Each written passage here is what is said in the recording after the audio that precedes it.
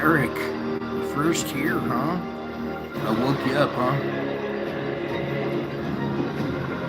Good, you needed a wake-up call.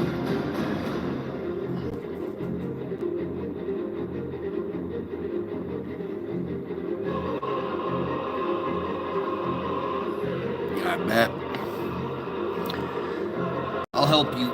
I'll help you get sleep tonight.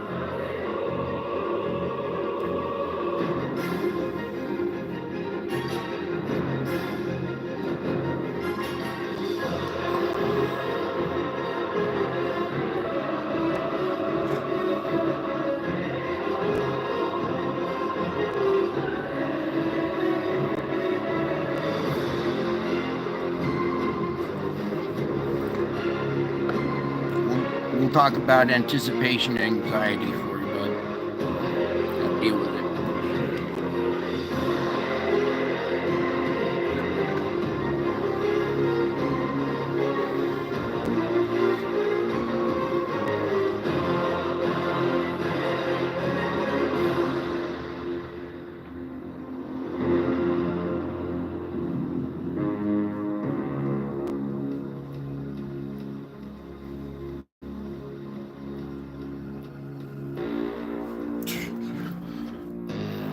Take a peek away and they go to commercial.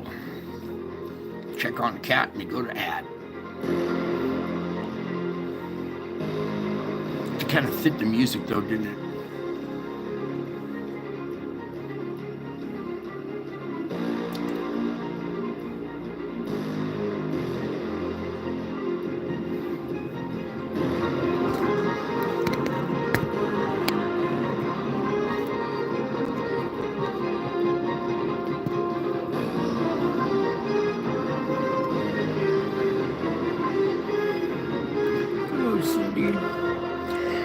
I need to give you guys some wrenches. I'm gonna take a break from battle. Go maintain my channel. Give you guys some wrenches.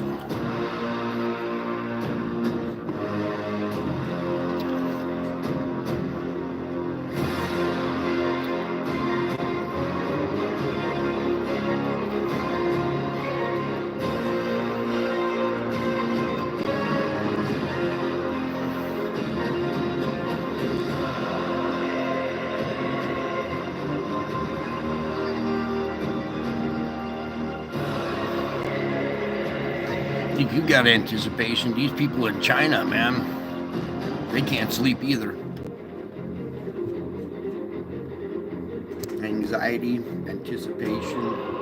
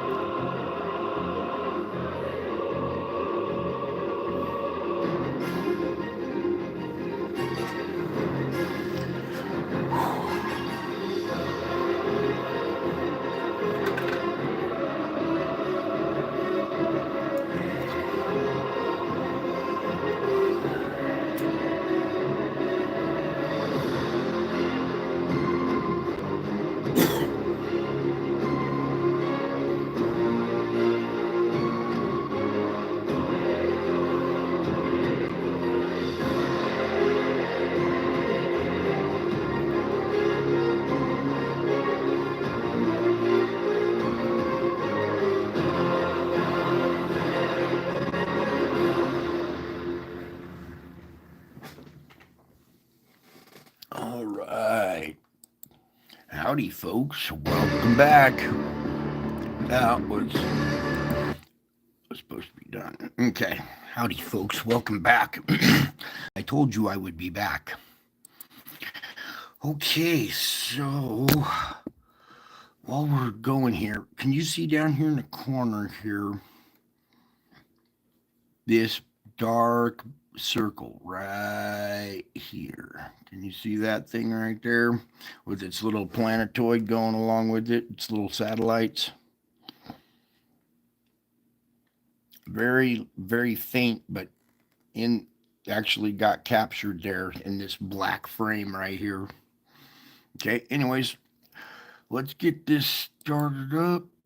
And while that loop is loading up, I'm going to take a second to thank you all for taking a moment of your precious time to be here with this precious family. I'm sure you've already heard lots of reports on these X flares and stuff already, but we're going to cover it again from my angle.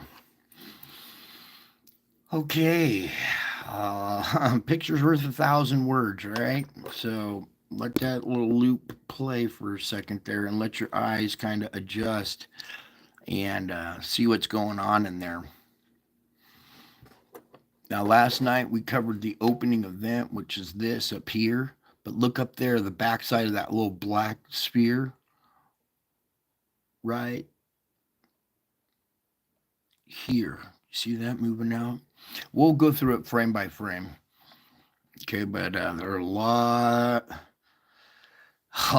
going on in there, and it's a lot of it's captured in the motion. Okay, so when the faint objects move through there, they're a little further away from the sun. They don't interact as strong, but the ones that do, you can see them. They're all over the place. So let's just dive in, shall we? And catch the opening frame. Yeah, you guys are part of a very special family here at this channel. This is not your normal YouTube channel, okay? What we talk about here is very disturbing, and if you stick around for the spiritual report at the end, you'll get a little peace of mind. All right, just sitting there already, opening frame. Something faint going on in here. I don't know, maybe right in there too, but let's just start marching forward here.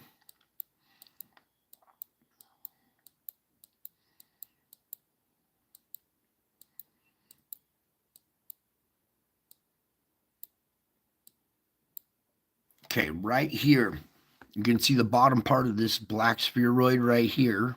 Okay, see that one right there? It's not fully defined because there's still some plasma going over the top of it, but you can see there's a dark one right there, a bigger one. Okay, all kinds of little stuff squirting out, something there, something over here, or maybe right there. Okay, when these bigger objects have satellites with them, when they bounce off one of the magnetic fields of the sun, it knocks them all apart and they scatter. So let's just continue. Now watch as this one moves out, there's something else behind it there.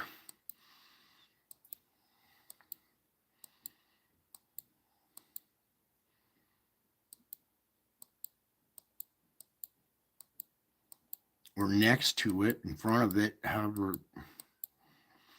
something going on down in here too, as well as up in there.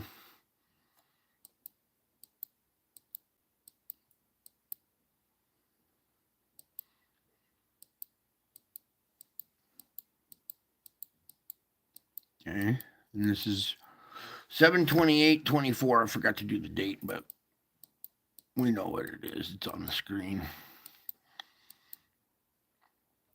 Okay, meanwhile, as we continue to march through this, another event going on right here over on this dark, or over on this red side. You can see some of the dark area too. Boom.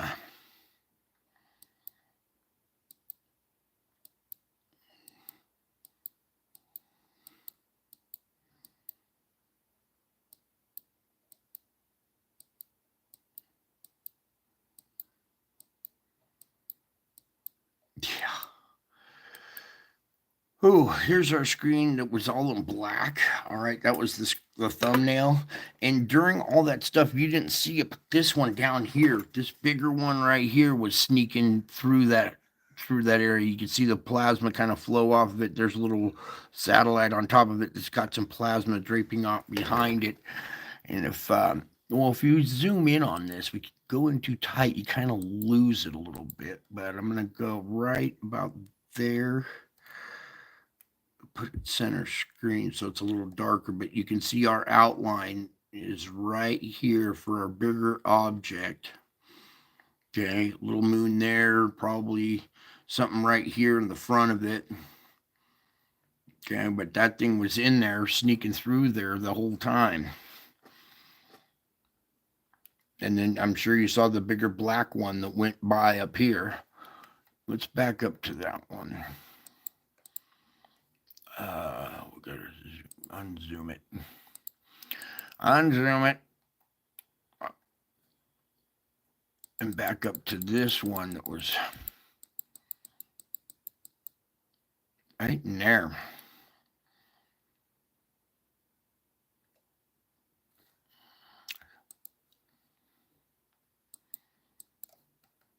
Okay, you see your flow patterns. You can see your black round circular object back there, spheroid object, plasma stretching out around here and draping over the top right up in there. Maybe if we go a frame back.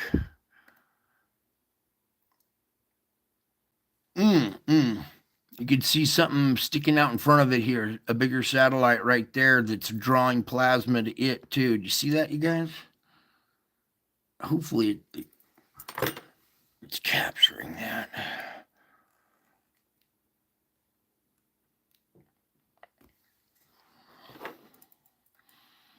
Oh, I know what I can do. I can go like this.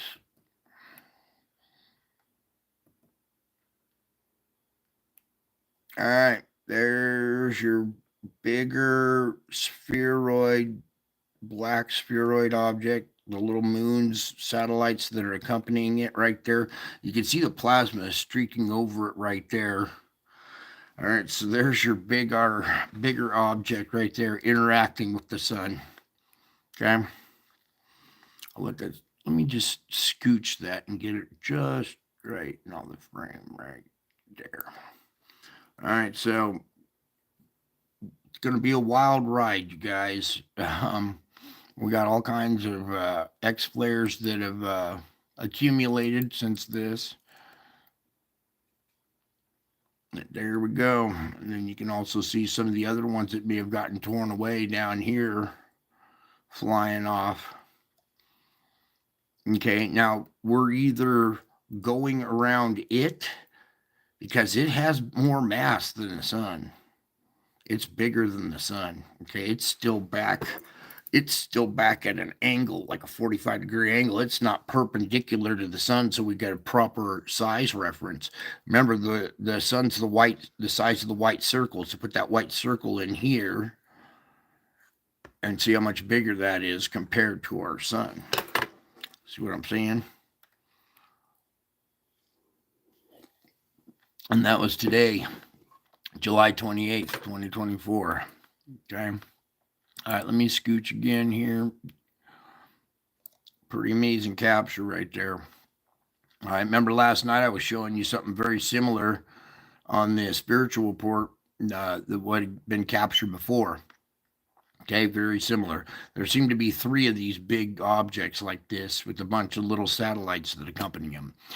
Usually we see the outer satellites, say ones that have a further orbit away from this object. The sun interacts with those ones first, then we approach the big one, and then we get trailing ones after it. And it seemed to be for a while there that we're having 3 of these big ones in a row.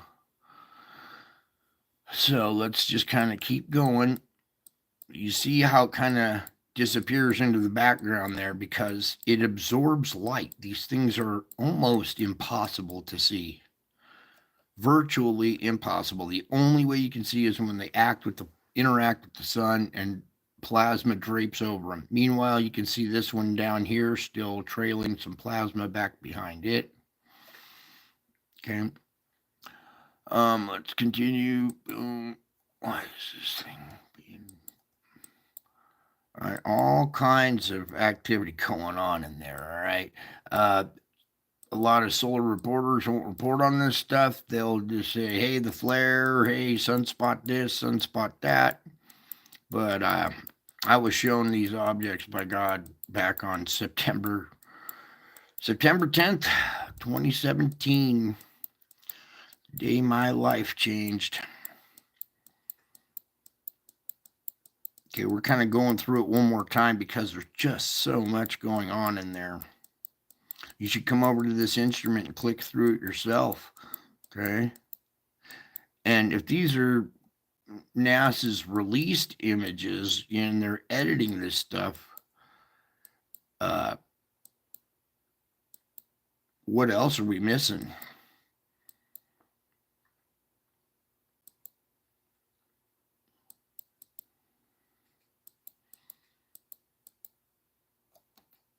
Or what are they missing?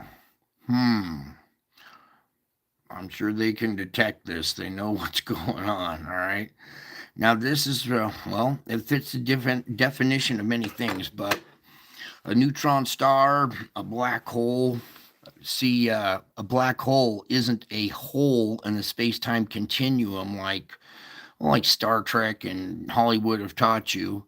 A black hole is a super dense core of a burned out star. Okay, it is so dense. It is like a teaspoon of this would weigh more than the Earth. Okay, that's how dense this material is. So dense that it absorbs light. It doesn't reflect light. Light can't escape from it. It absorbs light.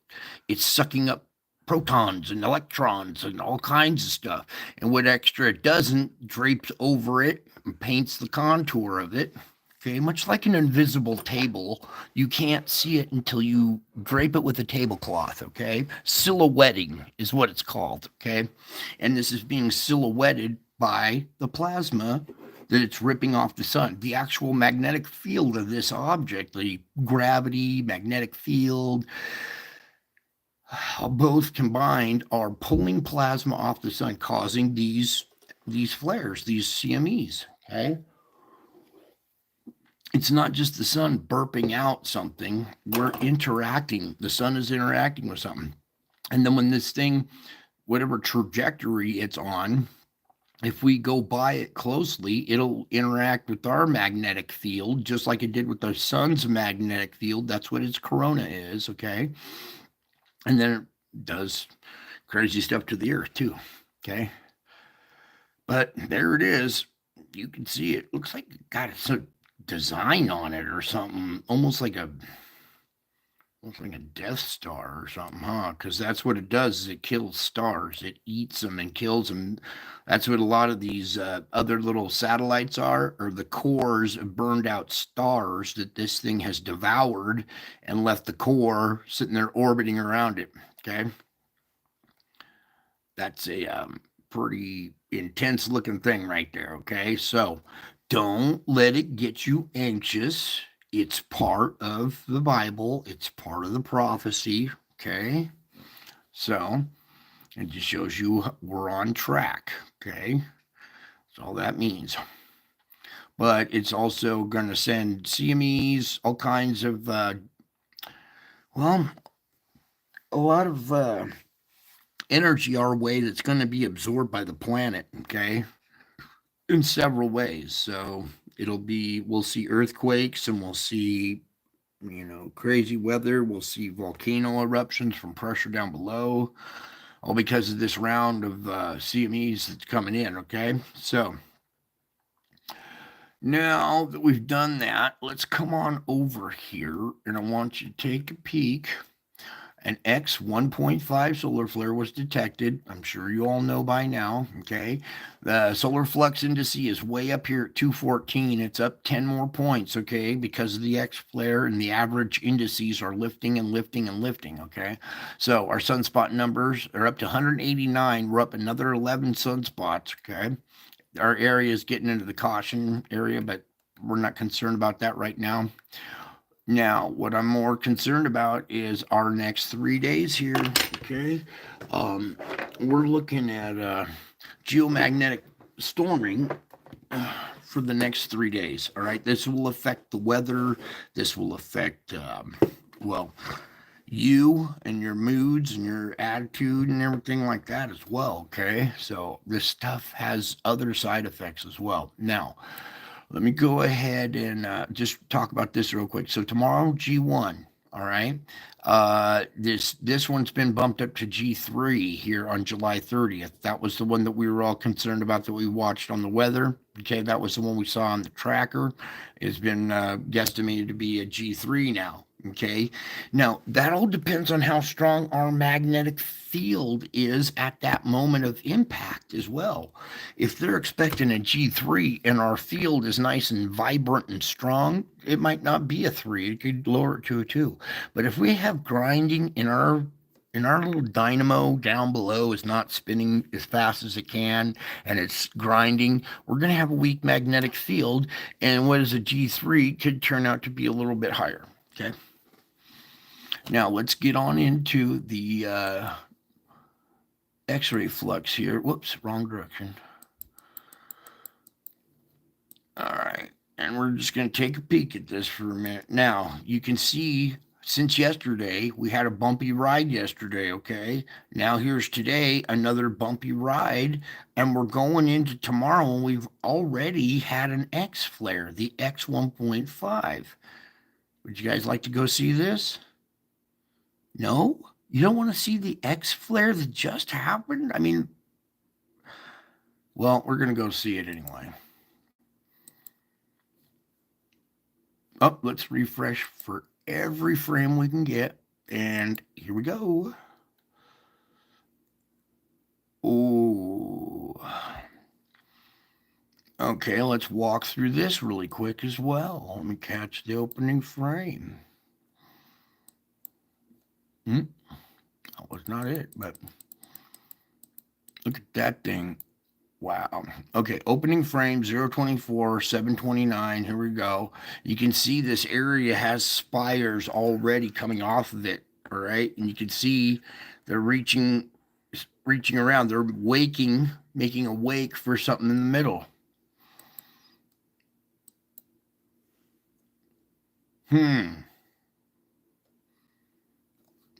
Let's just take that frame right there for a second.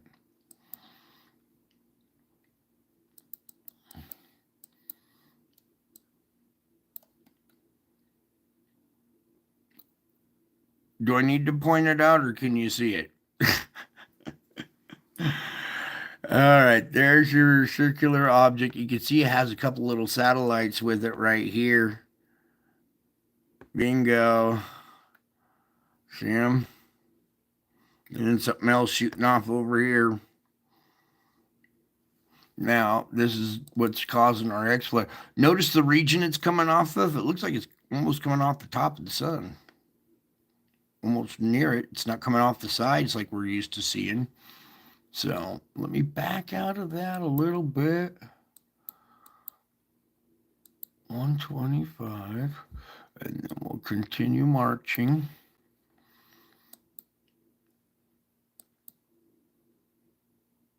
Oh, you can see the little moon right there on that one.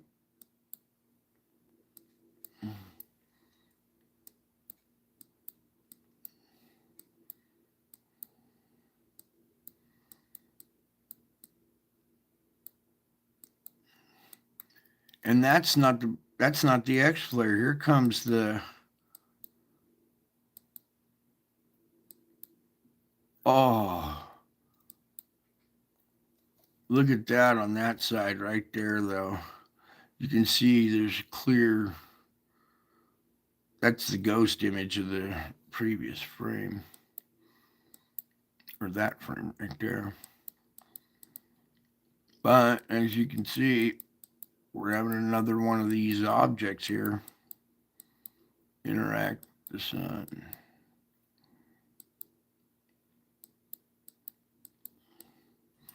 And then something squirting out down there too. And that's going already into tomorrow, the 29th. All right, so we're, wow. And that was the last frame right there. Current at 5. This happened, well, yeah, a little bit into the next day. So yeah, that must be it right there. But there we go. We're experiencing a lot of CMEs and a lot of energy heading our way, okay? And you know I'm a stickler for absorption because it results in pressure down below that results in earthquakes, volcanoes, all kinds of disruptions, all right? Now, let's get back to this. X flare potential 20%, M flare potential up to 70 there. Blanking the camera or something. There it goes. All right. Also over here, our flare events. Our latest one, the X1.5, was out of 3766. Okay, out of 3766. Remember that. The M2.6 is 67. We had an M.77 out of 62. You remember 62. Okay. Again, almost the next flare out of 66. So 66 is the one that's been producing the stronger flares, right? And 62, which is kind of moving off to the limb now. Let's back up and catch this. Point some few things out here for you guys, right? Our complex here is just continuing to get more and more complex. All right. Here's 62. It's kind of fading, but it is rotating into our IMF hookup line over here. Okay. Meanwhile, center disk 66, which kicked off 66 kicked off an X1.5. Okay. So 66 is pretty much almost center disk right at us. Okay. So we already had a bunch of stuff heading our way. Now we have an X flare coming off of this to finalize everything. You know, once we have impact after impact after impact, then we're going to have a really big one from an X flare. Okay. And this area, this complex is continuing to grow and get serious now. So expect a wild ride. Okay. Pray that it calms down, but from what I'm seeing here, and we saw the bigger object there, we might have two more to interface with real quick before we get a little break. Whoops, 125, no 110 on that one. Okay, back to our report. So July 29th is a G1, here a G3, and then again on the 31st, another G2. So that's going to be a lot of energy coming in on our KP, okay? Right now, the auroras are really light and our KP is really low, but it is unsettled. You see where it says unsettled there? So our latest little bout was nothing above a 3. But this is the calm before the storm. And when we get these geomagnetic storms here all lined up, most of these came Earth directed. They all came out of regions that were Earth facing. I don't know why everybody keeps repeating, oh, that's a backside eruption. This is a backside eruption. These are on the front side of the disk. Hello? I don't know why everybody keeps saying they're backside eruptions. They are trying to steer you so you don't understand or something. I want you to take a look at those numbers right there. Which side of the sun are they on? Now, let's go back to this list. Sorry, but I'm just a little irked that, that's a backside eruption, backside. No, they're not. That came out of 62, 62, 66, 62, 66, 62. Here's 67 and 66, all which are on the front side of the sun right now.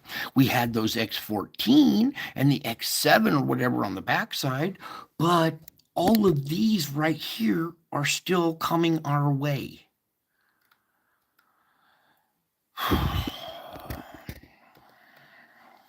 Meanwhile, let's get over here. The X flare, an X1.5 flare was just detected around 64/66, peaking at 2:37 UTC.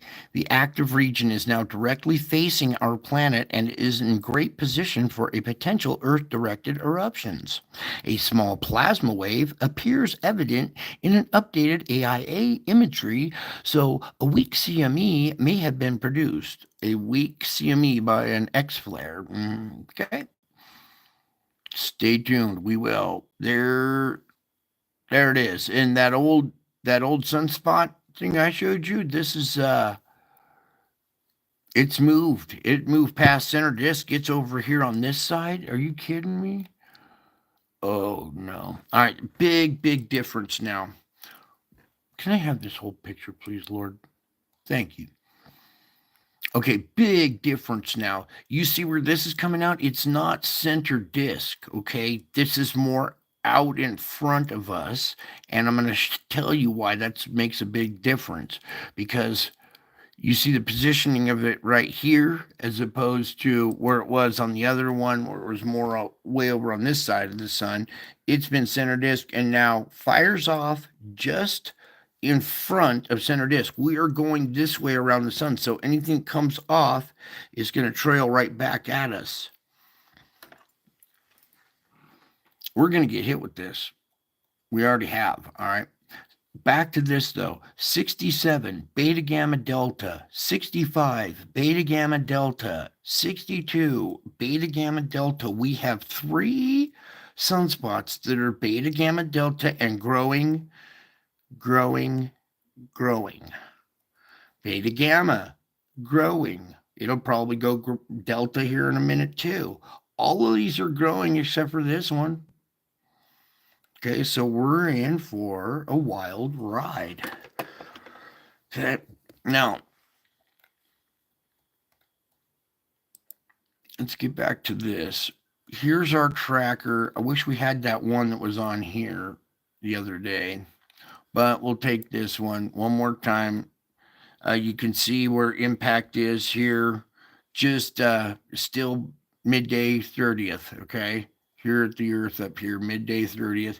Still about the same density and same velocity that they're calling for yesterday. So no changes really there. Yeah, it's the same one. And then nothing showing on there. So meanwhile, since we don't have everything on the tracker, let's just go through dates really quick here. Up here, sorry. All right, so starting down here, the first little wave is going to be this M3, M2, and M2.7, and the M3.4. Those 4 right there are all 4 Earth facing because all of those sunspot regions are Earth facing. Then after that wave, we will hit these 3 on the 28th, which were an M9, an M7, and an M2.6 will be another wave, okay, or triplet, okay, and then it'll all be backed up by this X1.5 that we got today. So we are in for a lot of energy, geomagnetic storming here, okay? So we're going to be absorbing a lot of energy, which is going to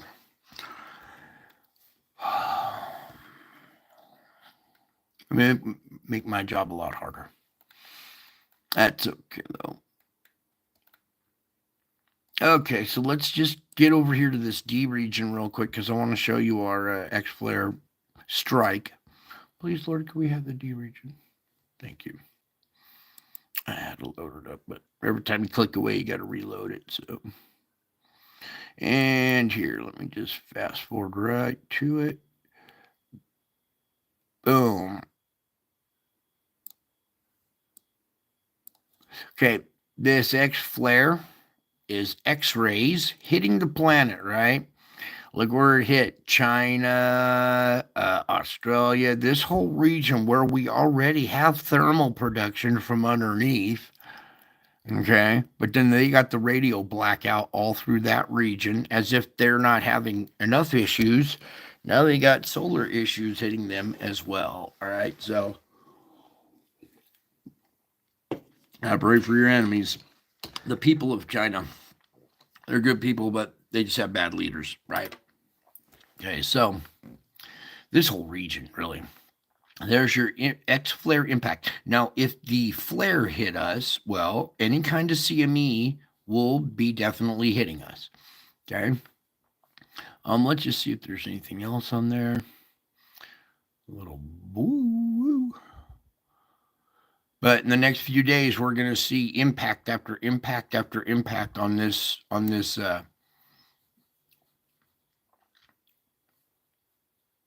and also here on our geomagnetic storming. Okay.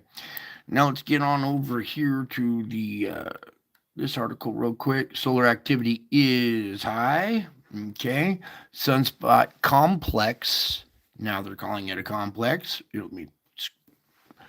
And you know what? We need that one more dimension, please. There we go. So those who can't hear me can read along. Sunspot complex area 65 through 67 is crackling with strong flares, and they're getting stronger. An impulsive X1.5 flare this morning at 2:37 UTC or UT caused a deep shortwave radio blackout over Japan, Southeast Asia, and Australia. More X flares are in the offing as the sunspot complex turns directly towards Earth later today. That last image didn't look like it was at Earth. Well, we'll see more here. The countable CME is clearing the way for two more CMEs following behind it. Okay, so just like I was showing you, all that stuff on the 27th, the countable CME. All right, and then we'll have the 28th, which is the other CME, and then the X flare that just came off today will be the other two more. Okay. The CMEs are flying into a void created by earlier cannibal CME with little interplanetary material to slow them down. The storm clouds should reach Earth no later than July 31st, potentially intensifying any geomagnetic storm already underway and any kind of thunderstorms or weather that is underway. Okay, you could say geomagnetic storm, and then you could also add any kind of earthly storm. You could see potential intensifying of any storm already underway. If the G3 forecast is correct, auroras will be visible at mid latitudes. Okay, and that also depends on the magnetic field too. Okay, so stay tuned for updates. Now, over to the Schumann. Yipe. Many of you are saying, now I know why I felt that way today. Okay, that's an intense blast of all the frequencies. Okay, starting from 0 going to 40 and then off the scale probably down to 80. All right, all very intense, not at normal background. No, very, very intense grinding. Well, this looks like more like another interference thing. It's so intense. But either way, we just went through quite an event. And then it tapered off. We had a little buzzing, tapered off, buzz again, tapered off, wham, and then still this, and now finally just this abrupt end and some continuity here because I'm finally doing the show. Tell you what a day this is. Okay, so there you go. If you were experiencing mood swings, any kind of like pain, irritation,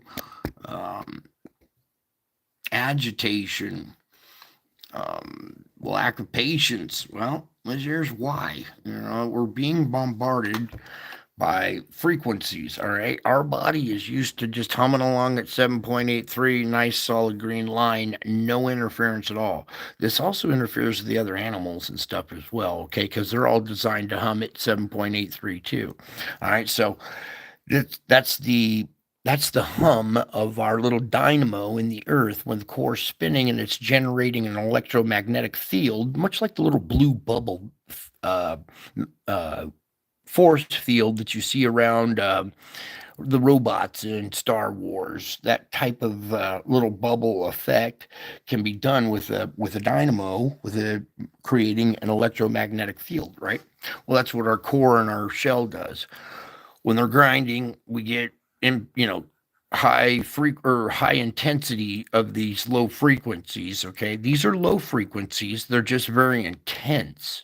White denotes the intensity. Okay, so everything's used to just humming at a normal 7.83 was very intense today and then lulled and stuff. Okay, so regardless of the grinding and stuff like that, your 7.83 that runs across here went really intense for a while and then Look at these fluctuations, okay? And this is in the background while you're trying to negotiate through your day. There's already enough stuff bombarding you from the media. Um, well, we'll get into that part later, but it's important that you understand what's going on here. And this is probably one of our objects either interfering with the ionosphere, and we're getting readings from the ionosphere that are intense. This is like our typical activity and grinding that we see from the shell and the core. This almost looks like interference from outside. It could still be the core and the shell just grinding really hard right there. Okay. Either way, we went through a big blast today. And I liken it to this, just real quick. I know you guys heard this before, but it's like turning on every radio station, AM and FM, on your car radio, having every single station playing at the same time. That would be the 0 through 40. You got 40 stations playing all at different frequencies, right? Okay. You got country, you got rock and roll, you got rap, you got opera, you got talk radio, you got all of that mashed together. All right. Then somebody comes along and turns the volume up. So it's not all as if it's already garbled and very intense in the first place, multiple frequencies, but then the volume gets cranked up. And not just cranked up, some professional came in and put a 500 watt per channel, per channel amplifier in your car with 20-inch woofers and then turned it up. Now it's shaking your whole body to the core. All right. It's shaking your body, it's shaking your brain, it's shaking your heart, every little thing. Okay. These frequencies are very intense and they're causing mood swings, irritation, and stuff like that. And that's why it's very important that we do our salvage work and understand how it's done. So when this stuff happens in the background, you can bounce back. Maybe it didn't affect you so much, but it affected somebody else. And then they came at you with attitude out of nowhere today. And you're like, whoa, whoa, whoa, where'd that come from? And you're like, oh, well, that's where it came from. Okay. Very big blast, but right now we're kind of back to normal. So everybody breathe a sigh of relief. Okay. Look at this green line and everybody go, don't look at that anymore. Look over here and go, All right, let's move on. Over here we have got, crazy storm going up here out of up in the Baltics, Norway, Sweden, over here in Germany and stuff up in there. All right, let me get the Sandstorm pulled up here.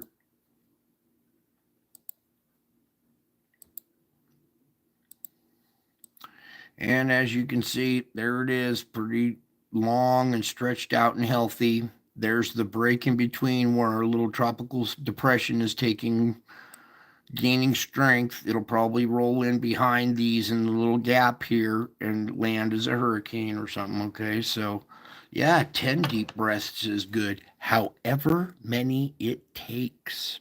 Okay, breathing techniques too,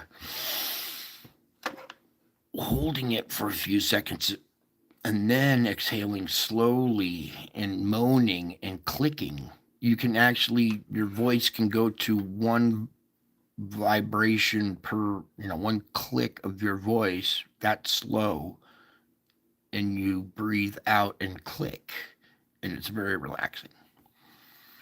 I slow my heart down doing that. Meanwhile, we have that gap.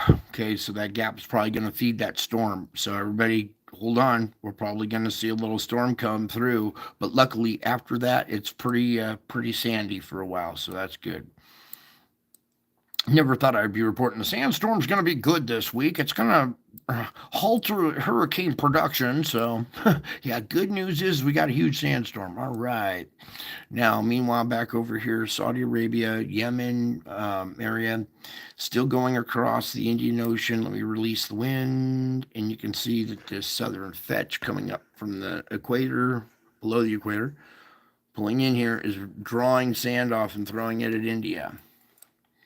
Meanwhile, we got a pretty healthy sandstorm going on up there, and still this one over the Gobi Desert that's fading a little bit, but a lot of particulates in the air. Now, moisture wants to adhere to something to form a raindrop, so it needs a particle or particulate, and these little things help the air hold more water. If you can understand, the air is like a sponge, and it can hold different percentages of water content. Trying to get it just right there. Sorry. All right. So now with more particulates in the air can hold and create a lot more raindrops for the air, or for the moisture that's in the air. Okay. Just take a little peek. Out here, it's not so bad. It did circumnavigate the globe, but this vortex that's grown here has reversed that and has thrown the sand, pulling it off of here and then throwing it back. Meanwhile, they need sand production because they got this flow that's going to, I think, continue to feed little impulses in there. So, all right, there's that. Let me get on over now to the SO2 and take off the wind and spin it around to America. Zoom on in here. Okay, there's your country divided. One side bleeding out, got all kinds of SO2 emissions coming out. Those patches have reduced now, and we're down to one little patch here and here of flooding where it's reduced it. But all in all, there's your nation divided. Actually, kind of looks like a crucifixion right there with the arm hanging and an arm hanging and the head hanging here, doesn't it? Wow. That's crazy. All right. What's getting crazy is over here. This is just north of me, too. This is a huge, huge SO2 plume that's coming out of this area, and it has induced fires now. So, got to do our fire report at the same time. And you can see, boom, boom, boom. These fires were induced by the SO2 plume. This is not SO2 coming from the fire, because here's other SO2 plumes without a fire. Okay, the SO2 comes out of the ground so hot that any kind of vegetation nearby will spontaneously combust and turn into a forest fire, wildfire. And that's how we were seeing this up in Canada, up in Alaska. All right, and then now it's creeping further south, and you can see here in Washington now, central Washington, all kinds of SO2 emission spots popping up and fires popping up from them as well. Okay, this is no joke, you guys. You need to start taking this seriously.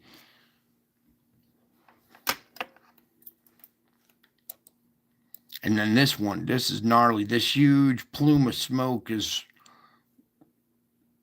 you can see it from space. It's huge. And then meanwhile down here, this fire down in Southern California due to SO2 emissions. Wouldn't be surprised they see a fire come out of here pretty soon, right? Because there's one right next to it. Okay, so this fire activity from SO2 plumes has now creeped all the way down California to Southern California now. And we're seeing Oregon and Washington, that whole area, starting to fill in. And here's the volcanoes that run the ridge right there. This is a Puget Sound. This is Mount Rainier. No, it's got to be. What? Uh-oh. That's Mount Rainier. SO2 and fires there, so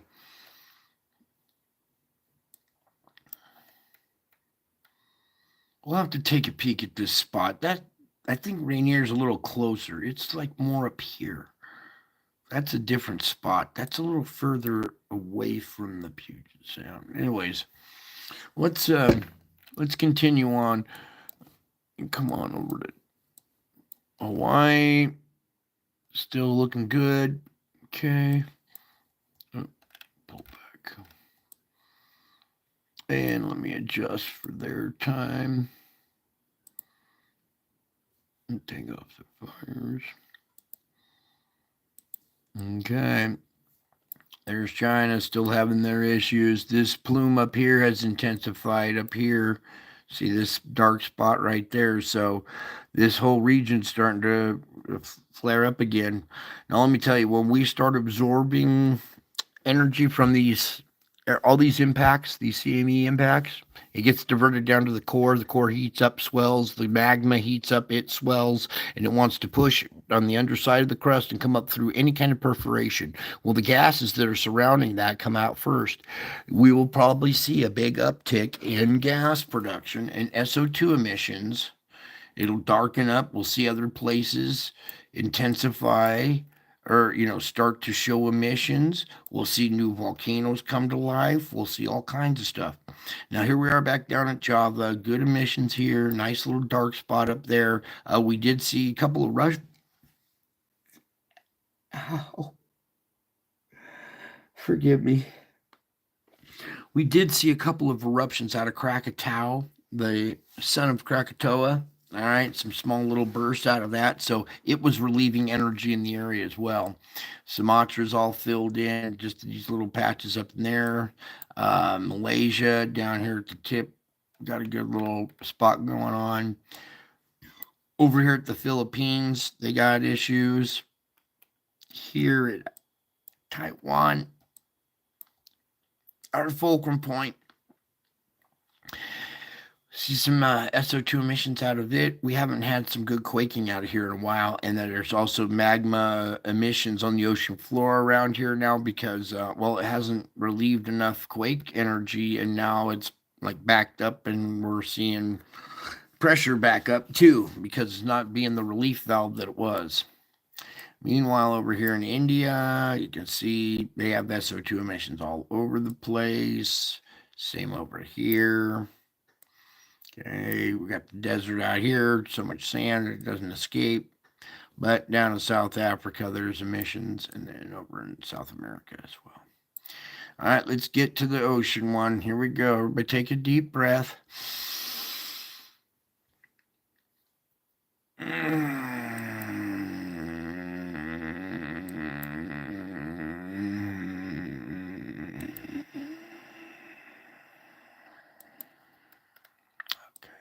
Here we go. Wow. One big triangle shape structure kind of going here now.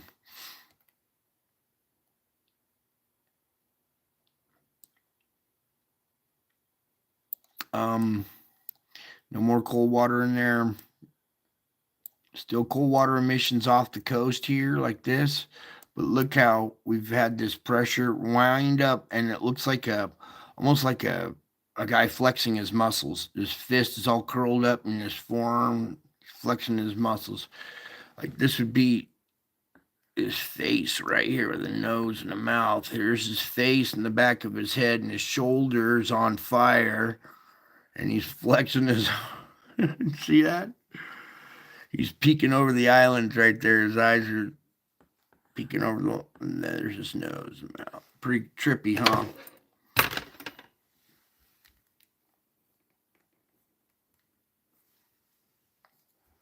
The mighty hand of God. All right.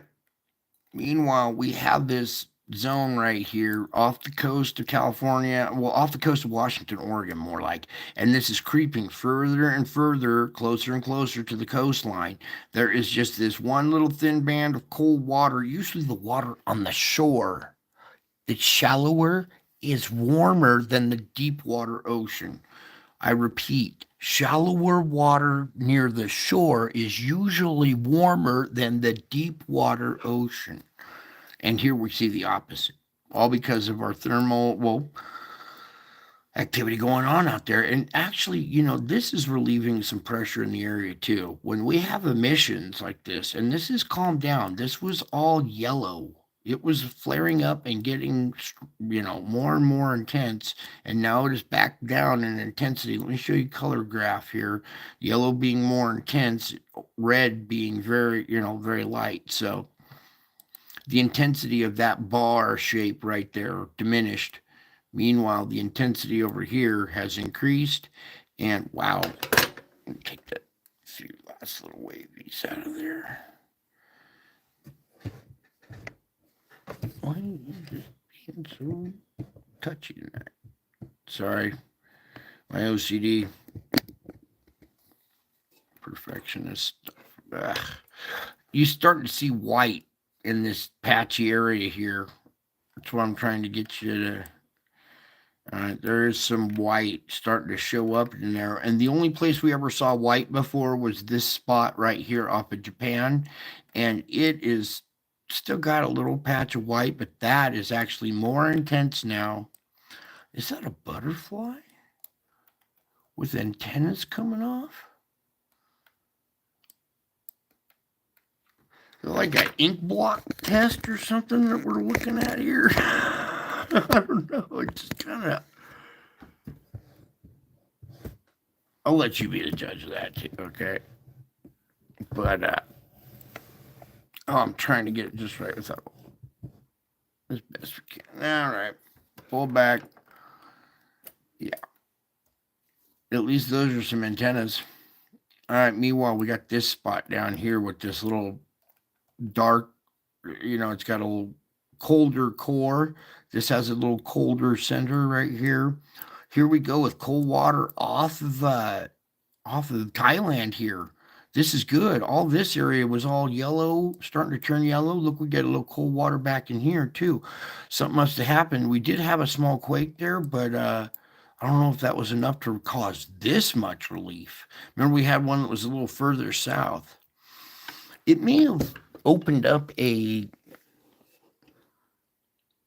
like a little cavern or a little spillway between strata, because there are lower bodies of water under the strata of the earth. There's crust, layers in the crust, water, dirt, water, dirt, water, dirt, water, dirt. There's little layers. You penetrate one of them dirt layers, one of them strata layers, water from the lower layer could pop up to the upper layer and show up as cool water. Okay. Only from like the layer of water that's right below the ocean floor. Anything going further down is going to be warmer because it's closer to magma. Okay. But I believe we might be seeing little spurts of cold water possibly coming up from lower strata like this. Okay. And look at all that cold water right there too. So little change in the pattern right there. Got this hot spot still going there. This area is diminished. Now look here, off of Java, we're starting to see cold water off of Java as well. Now with all this energy coming in and swelling from inside out, coming out, these might, dissipate and go away. But for right now, I'll take whatever kind of cooling we can get. Okay. But cold right next to hot is going to form vortexes. Okay, so each time you see a cold, hot spot next to each other, we're going to see rotation around it. All right, I just want to cover all the spots really quick before we hit the wind patterns here. It goes from hot to cold to hot to cold, hot to cold, hot to cold. So it's actually, well, let's get to it. I'll put the wind on now. Okay, first we're going to do the currents down here. I want to show you something. Warm water rising, cold water rushes in to replace it. See how these are currents now. And it has taken this current and goes from hot to cold to hot to cold to hot to cold to hot to cold, hot to cold. So you're either hot or you're cold, because if you're lukewarm, I'll spit you out. All right, now back to the wind part of this. and our wind correlations with heat plume signatures. We'll just let that sit there for a minute. Pull it down a little bit. Zoom in. There we go. Now you can kind of see a little bit better your conveyor belt structure produced by the thermals. Now, this is water temperatures, but water temperatures at the surface create air temperatures right next to it. So these correlate to air temperature fluctuations as well. Okay, so what you're basically looking at is almost the air temperatures as well. So warm air coming off of this area, cooler air over in this area, warm air rising, cold air rushing in to replace it, creates your vortex of air induced by the heat underneath. Okay, now these heat plumes are coming from the magma. Magma is shooting out of the bottom of the ocean. It's coming up and it plumes almost like a mushroom cloud. When it hits the surface, it branches out and turns into a big plume. Now, there was one big conveyor belt, but that's been pinched off. You can see we have two different kind of, well, this main circular structure, a little break off down here, and then this convergence from this structure over here converging with this. All right. The heat in that area is drawing these two through there.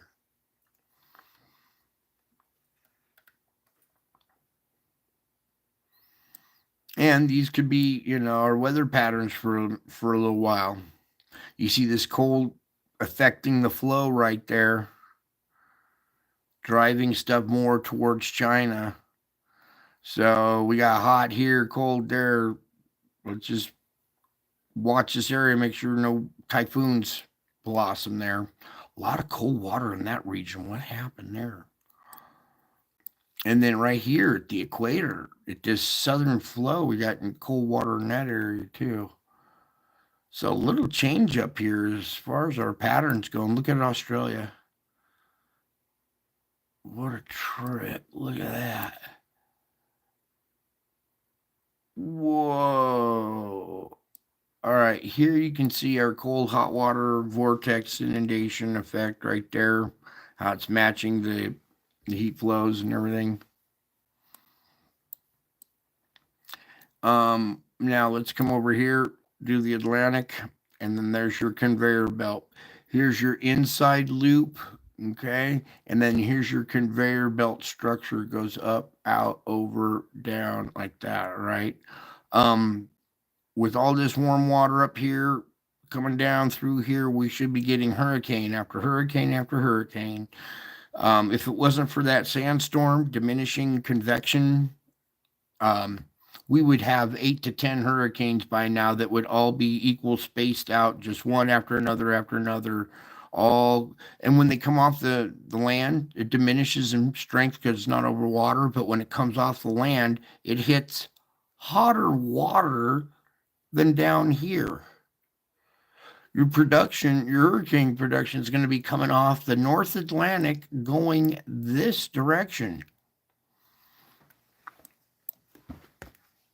You see something pop off of here, get caught up in there, and get thrown right at Great Britain, Poland, or Scotland, Ireland. Look at this inundation up in here. Oh my goodness. That's a big difference from the other week. This area on the side of Greenland is kind of diminished, but look over here. All right, I take the wind off for a minute. I gotta look. Whoa.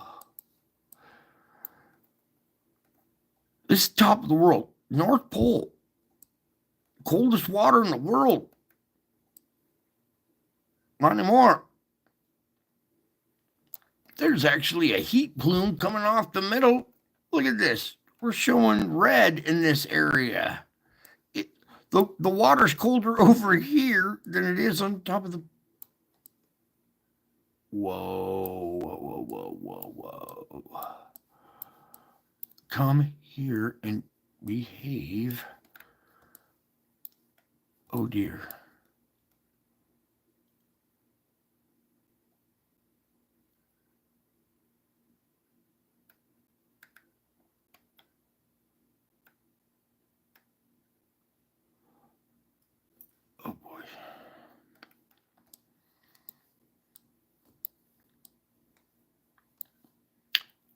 the wind back on.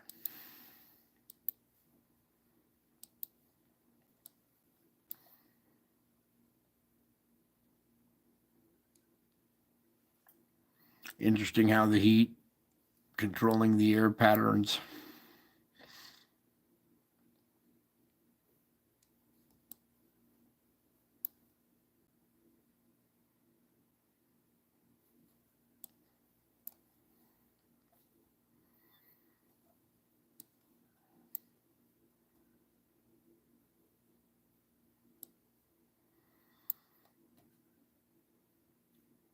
All right, there's that.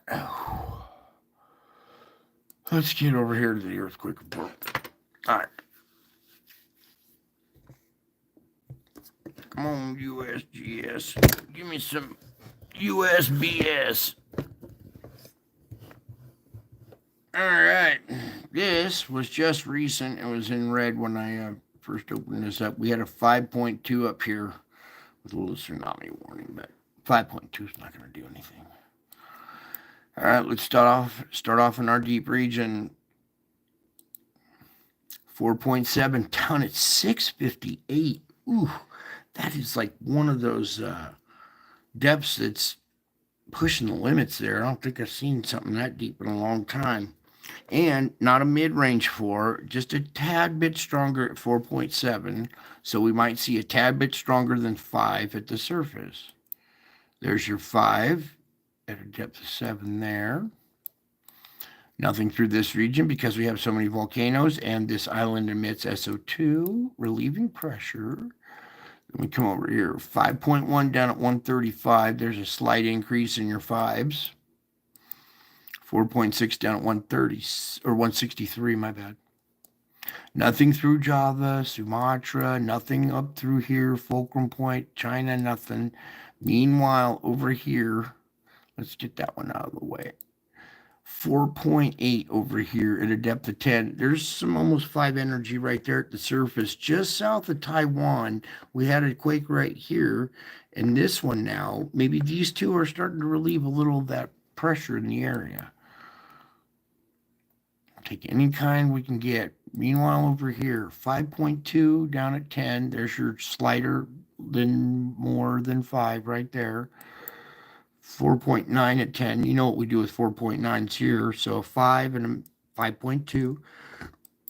4.8 right there at 103. Up here, 5.2 again. There's your slight increase in magnitude again. Thank you, Lord. Before we get into America, let's finish up the rest of the world. Over here, Fulcrum Point quake 4.4 down at 69.7. Plate boundary, thank you. 5.4 depth of 10. Notice the slight increase in your magnitude 5 there.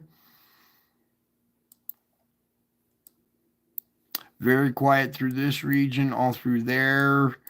We know what's going on here. By the way, this three-way junction right here, plate boundaries, this is where it's leaking a bunch of magma, nickel, molten nickel, even cesium and some radioactive elements, okay? And then there's quake activity going along there. They're just not reporting it. I know there is. I know there is.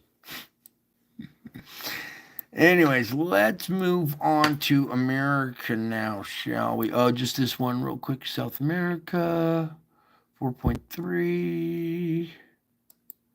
Yeah, we did that one. Okay.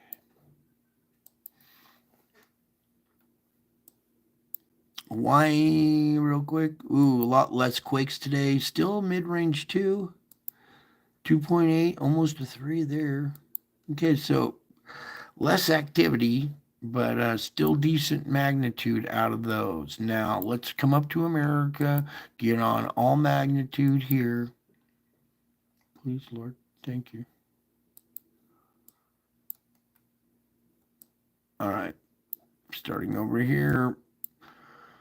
Microquaking at volcanic islands, sign of pressure down below.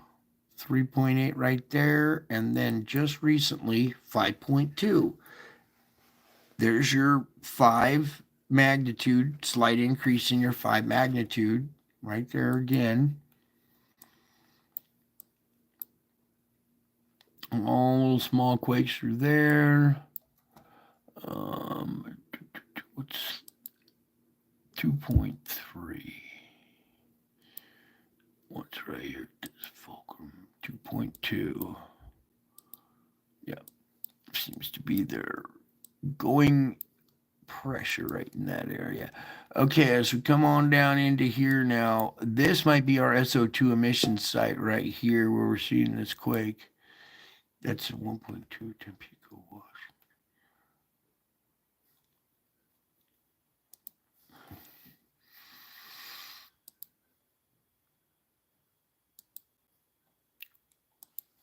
What's one? There we go.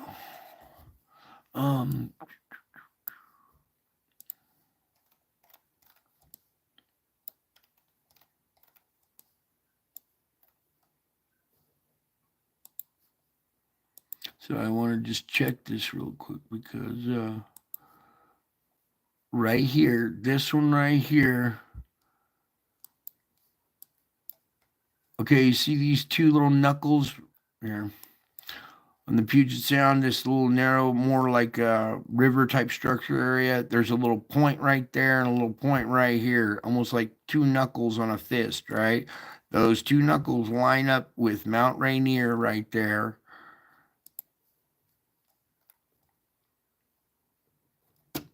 There's the 2 knuckles lining up with Mount Rainier.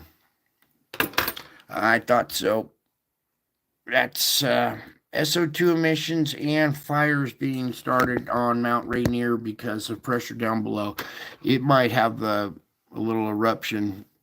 Well, it's relieving pressure at the same time. So, but look at all this, all surrounding that area. And then this one right here, I bet is Mount Hood.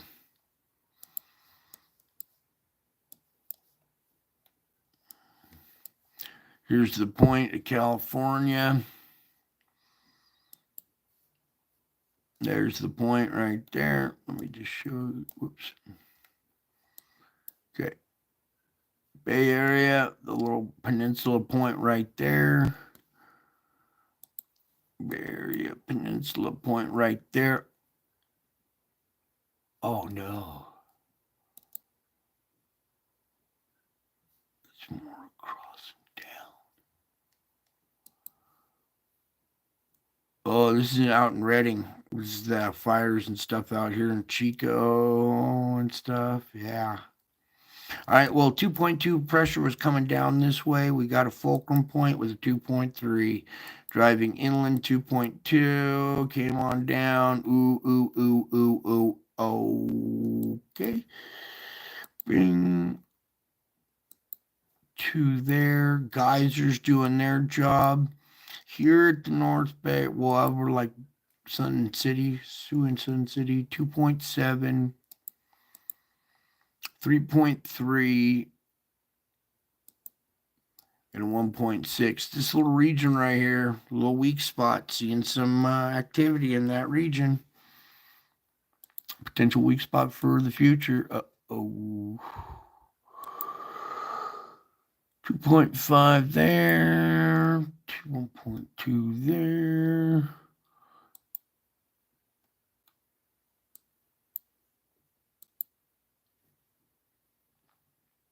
Okay. We're seeing no plate boundary. Some on this plate, though. A little microquake there, some microquaking down in Southern California, all relieving pressure. Here's a little 4.5 at Bryan Head, Utah. Lord, you crack me up. I'm telling you. Okay. Not making it up. Bryan Head, Utah. Biggest quake in the area. Is it Bryan Head? Oh, Lord. You are just too much, man. Little white, little microquaking going on there. White sands, white, whatever, New Mexico. Ow. Stabbed me in the eye. I love this job. 2.1 up and ow. Again, Oklahoma. Thank you again. And then this up here is what I was trying to get to. A 2.8 up here in Maine, huh? And it's down at 8.1. So here we have a little activity going along this it's the kind of like the edge of the craton right here. Okay, so it's almost like a plate boundary in itself. 2.8. Watch out up in this area. You guys could possibly see some more quaking up in that region. What was this magnitude? 2.1. So little no 4 or 5 magnitude quake in Texas today. Instead, Brian's head had a 4.5. No wonder why we had that on this human. My head had a 4.5. That's what was going on today. Now it all makes sense. Little magnitude check here. 3.8. Okay, we've had a little uptick in magnitude here as well. So pressure comes in. We see deep quake, slight jump of magnitude at a deep quake, resulting in a slight jump of magnitude at quakes at the surface. Textbook right there. Everything just panning out like it should. The Earth's little system is working well at relieving some of this pressure. Let's hopefully it continues to do the same job with the rest of this energy coming in, because this is going to get be a wild ride, you guys. Okay, and as far as this human too, because that pressure is going to cause the core and the shell to grind, and then we're going to have more of those little fluctuations, and you guys are going to be going, what's going on? That's why it's important that you kind of steer clear of the news a little bit. It's important to be informed, but don't let it rule your day, okay? Because it will you'll get too much clogged up in your head and you'll become anxious and stuff.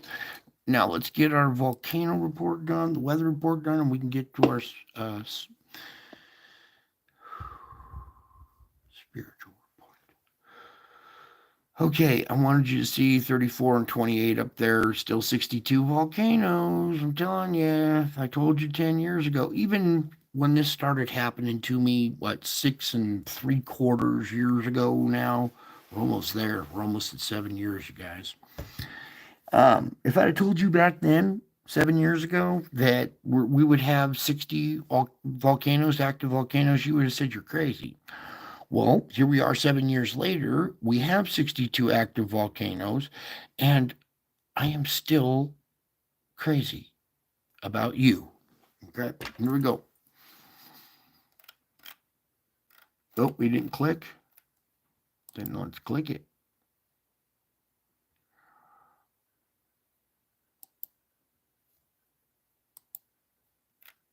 Let's try. Oh, here we go. Where is this picture taken from? The Coast Guard's image depicts the source of the run at the glacier spur. Oh, we got water running off of the glacier in Sandfeldenskjold in the eastern part of Mervinderskjold in the somewhere in Iceland. Katla, another new one added to the list.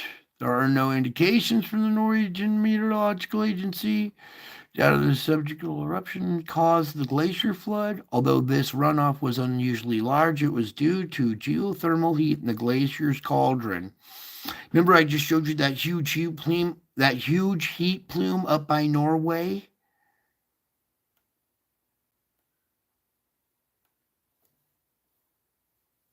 Norwegian Meteorological Agency. We're gonna see more activity up there. All right, Ebu, 10,000 feet out of Ebu. Luatobi, nothing. Semaru, eruption reported, probably 15,000. It's usually that typical. Here's 12 out of Marapi on Sumatra, relieving pressure under Sumatra. Songay, 21,000. Reventador. Man, Songay, these people are at Songay every day. 21,000, 20,000, 22,000, 21,000, 22,000, 20,000. It's just day after day after day here at Ecuador at Songay and at Sabancaya. 25. Man, they probably just yawn. They wake up. Oh, only 25,000 feet this morning. Oh, never mind. I'm going back to sleep. Yeah, that's huge. Sorry, probably made you guys yawn, didn't I? They are contagious. Again, here with Katla. After really quiet, your alert levels ratio. Skama River is more than 1,000 cubic meters a second. So quite the little flow coming out of this Katla here. Ebico, 13,000 now. Sakurajima, 8,000. IBU, and you be me, we all IBU, Ibu, 10,000 feet. Luatobi, 7,000. Semaru, 15, told you so. Ducono, 8,000. Fuego, well, we already saw it going out of Fuego. Nevada del Ruiz back on the map here in Colombia, 21,000. Songay, yawn, 22. Reventador, 14. Sabancaya, yeah, another 25,000 foot blast. These lists are insane. If you look at these too long, they will desensitize you and you will just think that this is normal activity. But these are, I repeat, currently erupting. Barren Island, Bismani, Ducono, Ebico, Erebus, Ale, Etna. Oh, yeah, Etna. Fernandina, Fuego, Home Reef, Ibu. It just goes on and on. Meanwhile, all of these are Klychevskoy up in the Kamchatka, Manam. All of these are still have potential. Okay. And something else I want to point out about this list, both of these are 62 total active volcanoes, 62 above the water.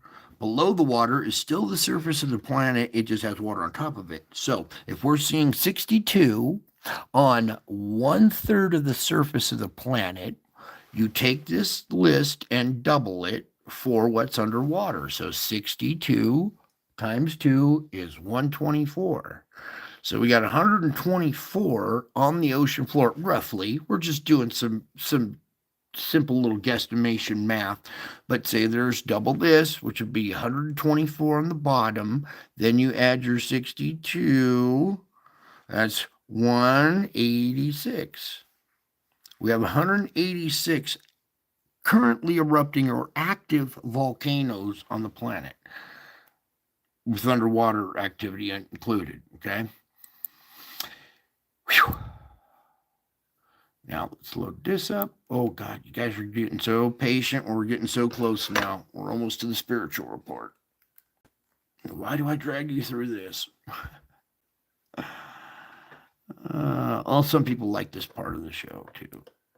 They're here for this part. Other people are here for different reasons. So let that run for a second.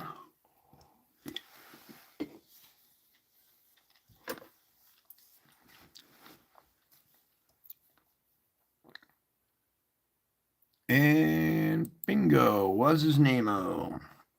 Guys still live in the chat in there? Oh, good. All right, cool. Here we go. We did see some severe weather today, so got to watch it closely. Current conditions, nighttime of the 28th right now, morning of the 29th. Okay. We have geomagnetic storm activity coming in for the 29th, the 30th, and the 31st. So light activity on the 29th, starting here, light geomagnetic enhancement possibility. Puh. Thank you, Lord, for helping me spit that out. There's the noontime. A little bit of severe weather right here could be enhanced. Convection, we could see enhancement, severe weather, even though it's not showing it. Nighttime convection now, okay? We're at nighttime and we're seeing severe weather here at the north-South Dakota border, a little bit down here, and some in the Ohio Valley bottom right there. Now that could possibly be enhanced slightly because of G1. Now, morning of the 30th. The 30th is the G3 storm. Okay, so a little stronger enhancement of this severe weather possibly here in Minnesota in the morning of the 30th. Possibly it shows dissipation, but you could possibly see some severe weather maybe popping up out of this right here, especially with the G3. That'll be convection. You could possibly, it's not showing much convection, but little pop-ups here and there could possibly be a little bit bigger than what they're showing. I'm just trying to warn you guys so it doesn't catch you off guard. I pray I'm wrong. I pray this doesn't happen. We do not need this happening, okay? I don't like that this is happening.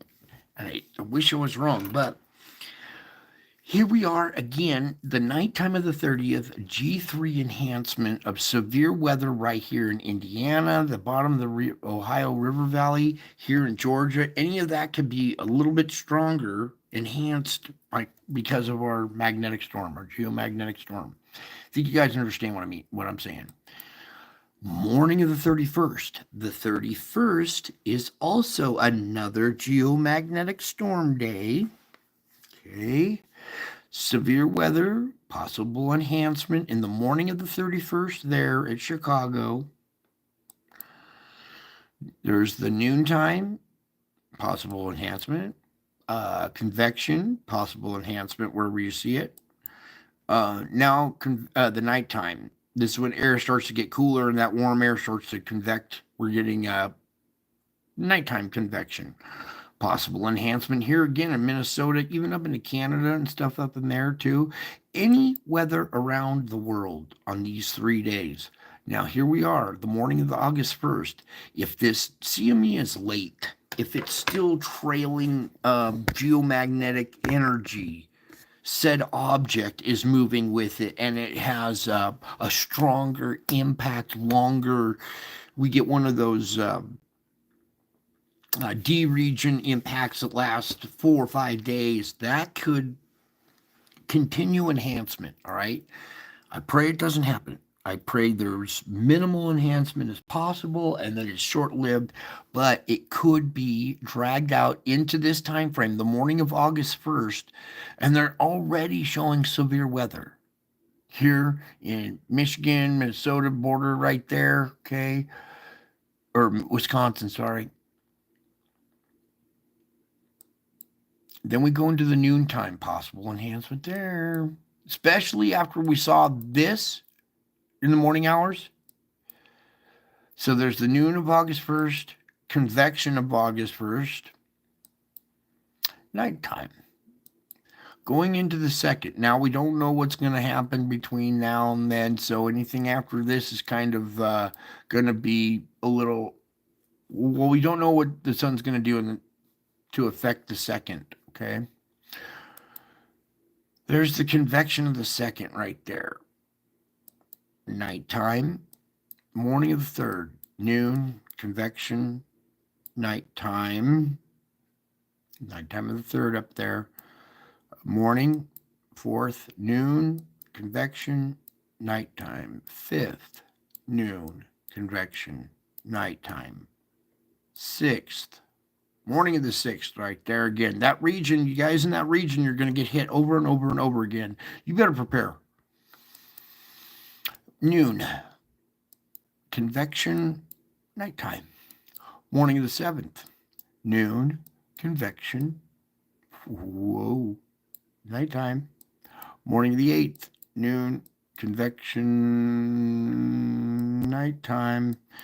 Morning of the 9th, noon, convection, nighttime. Morning of the 10th, noon, convection, nighttime. All that is so inaccurate. I mean, it's just not inaccurate. It's just subject to change. All this is going to change. It's not that they're inaccurate. It's just this is all going to change. We're so far out into the future that anything past 3 days is really kind of. But you see this kind of activity. You see these storm curvatures, these patterns, this flow that we're getting coming from the Gulf and then coming up and going off the coast again here as we get stuff up in Canada, up in that region.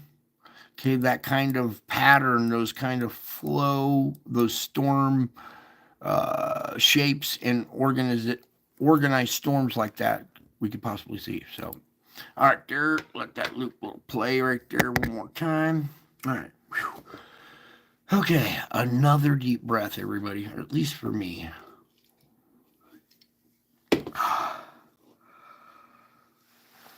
Now,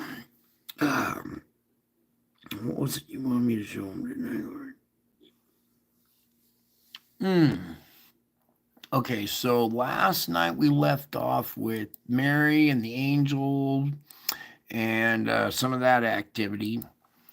And what I kind of got to show you is the bad news, too, okay? Because, because you guys can handle it. It's not bad news. It's just the other side of the coin is all. So, it's real quick here. So after this happened to me, all right? No, I did not quit smoking. I still smoke. Working on it, though. Anyways, Mary Angels, this happened right after the Revelation 12 sign. Okay, and then after this, my life just turned upside down, backward, forward, and of all things, more than anything else, inside out. I now wear my heart on my sleeve. I'm forced to be like open and honest. It's it's been different. Okay, so now that I've shown you angels and stuff, there's also the other side of the coin. All right, now some of this might be disturbing for those of you who don't want to see demonic stuff. You can tune out. It's not gonna hurt you. It's not gonna possess you. You have my protection. I'm gonna show you what's been happening to me. Okay, each night I'm kind of giving you another little a little clip. Okay, so let's just get into this one real quick here. Maybe I'd go have a cigarette real quick. Sorry. Welcome back. So I've been going through some more of these pictures and running them through the filter and stuff. And not only were we finding angels and Mary and stuff, I quit but there's drinking. also demons, and I've also found Satan in this stuff too. So I quit smoking meth. looking here at this picture, what I'm talking about is in this mosaic of blotchy white dots that you see this picture is comprised of. When you zoom in really tight in on a picture, you'll see that it's made up of these splotchy little patches and dots. These new digital cameras make these little blotches. Well, hiding in these blotches are faces. And if you haven't seen it yet, there's an eye right here and an eye right here. And when you make eye contact with these two eyes right here, you'll see the mouth fall into place down here. It's snarling.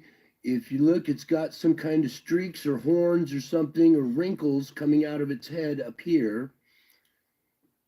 And this is some kind of demon or principality. You know, other people refer to them as principalities, but this is what I'm talking about. And hopefully you can see this here. This is a pupil right here of an eye. This is a pupil of a bigger eye. Here's the whites of the eye, the white of this eye. These two eyes. Once you look at those, you'll see it falls into place. Maybe I'll pull back a little bit. You can see it a little bit better. Zoom in. Right about there is good. And you can make out there's teeth here in this mouth. There's a corresponding mouth with these eyes, wrinkles going across the nose here. This is some kind of demon or principality. And it's tucked in the way in the corner of this picture, way back up in here.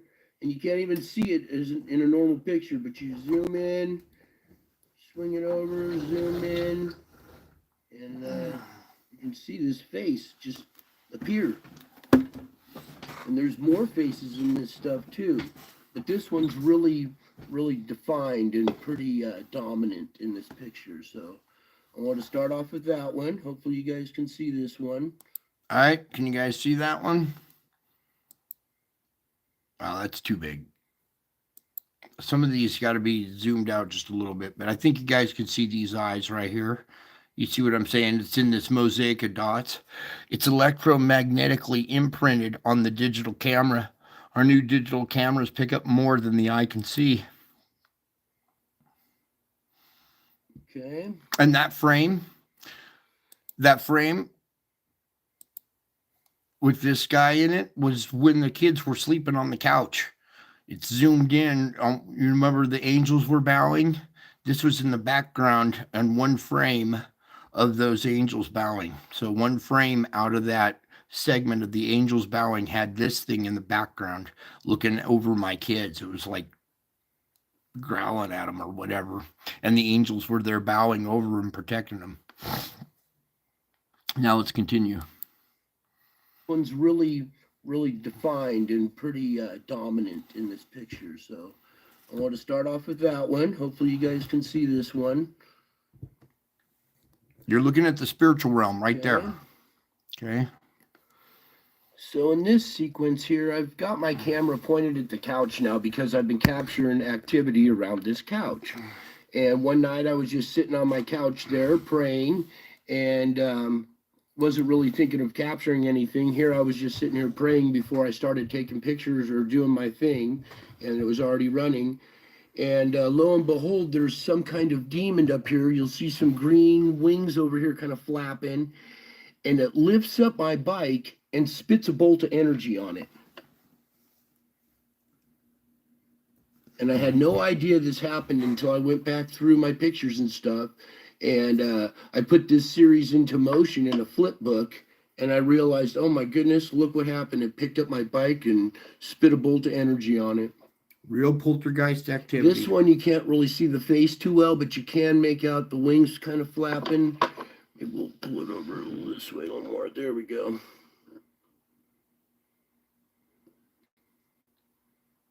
And this thing turns, picks up my bike, lifts it up, and spits a bolt of energy on it. My bike broke the next day.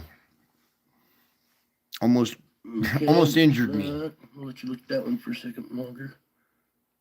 Thing's trying to kill me.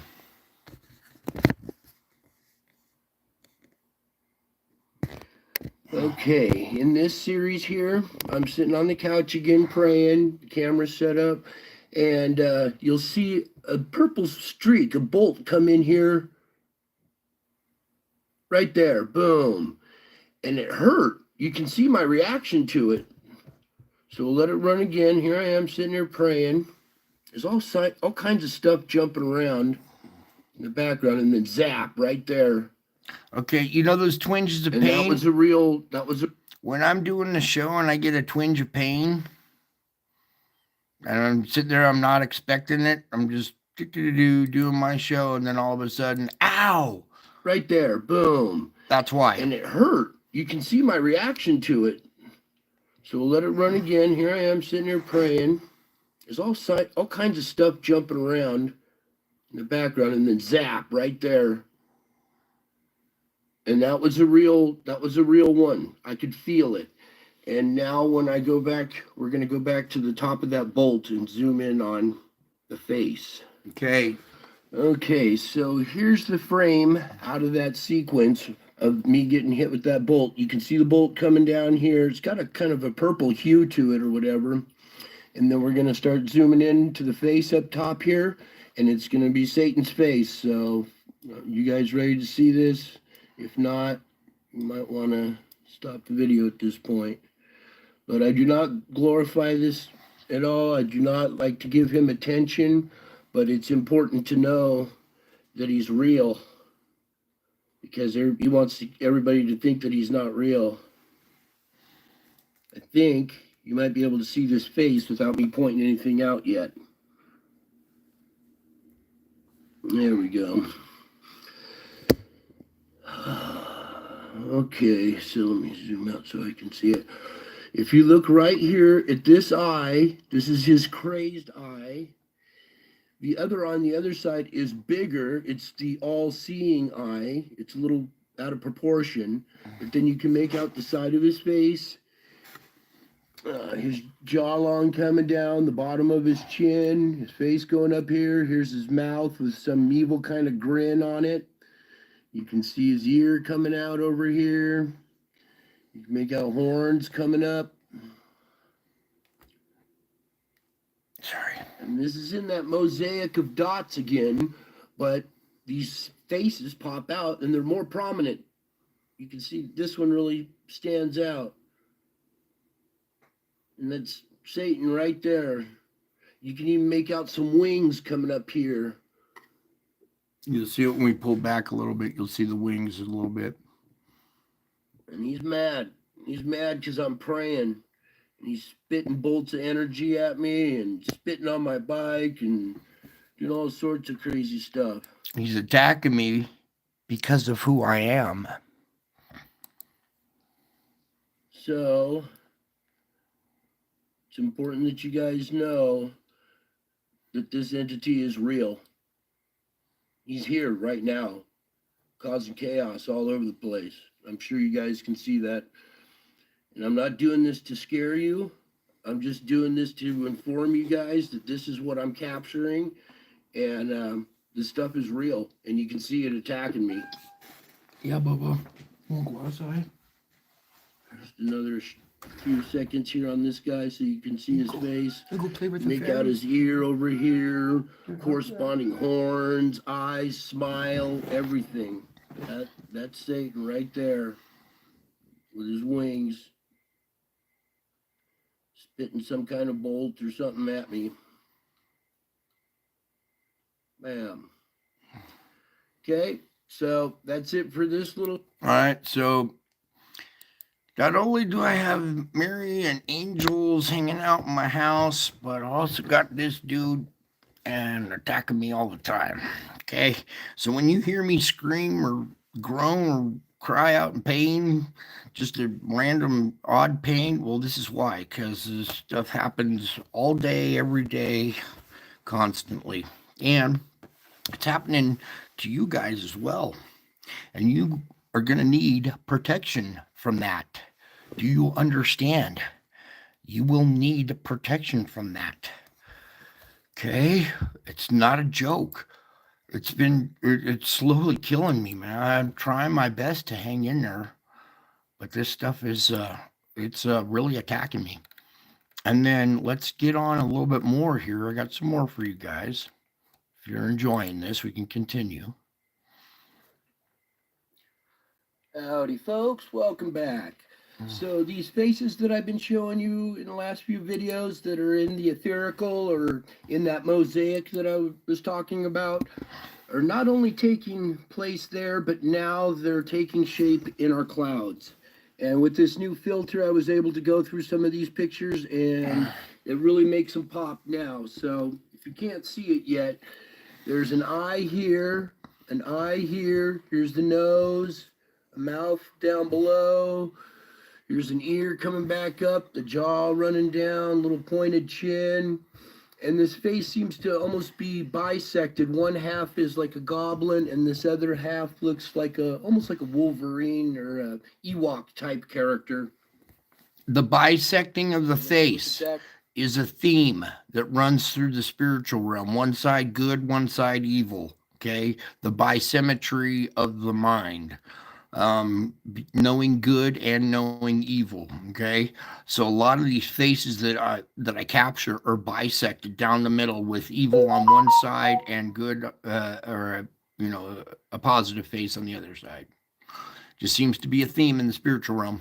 And this was pretty faint in the original picture, but now with the filter, it really makes it pop. So hopefully you guys can see that now.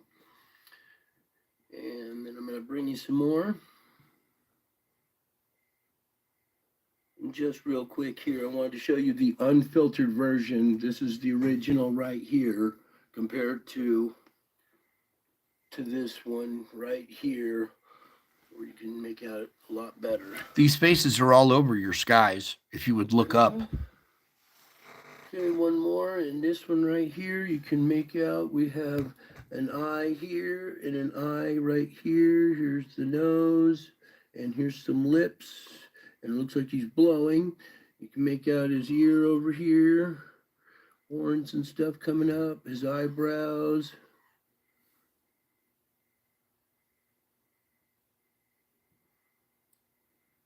There we go. Now you can see a little bit better. An eye, the nose, the lips. Okay, so I wanted to show you that one with the filter. So these faces follow me, watch me, and study me everywhere I go. Even if I go to a different town, a different state, a different country, the activity in the clouds above me, wherever I go, they're just crazy faces, crazy scenes in the sky too, like giant waves hitting Capitol buildings and stuff like that. Crazy prophetic stuff in the skies, and you guys are just missing out. You really are. Well, you're not if you're here. It turned out pretty good too. So, well, that's it for now. Okay, so there's lamp. Now, enough of the explaining. Let's get to some reading here. Okay. So those giant faces, all kinds of them, Grinch faces, dragon faces, all kinds of different faces follow me wherever I go. All right. And then, yeah, I see them too. Yes. The spiritual realm is real. More real than what you're experiencing right now. I found online. My friends laughed at me. You're actually, the spiritual realm is more real than your reality right now. Doesn't it seem like you live in a movie or something right now with all the chaos going on around the world? Well, it's because this reality is, almost kind of like the simulation in the Matrix type thing in the movie.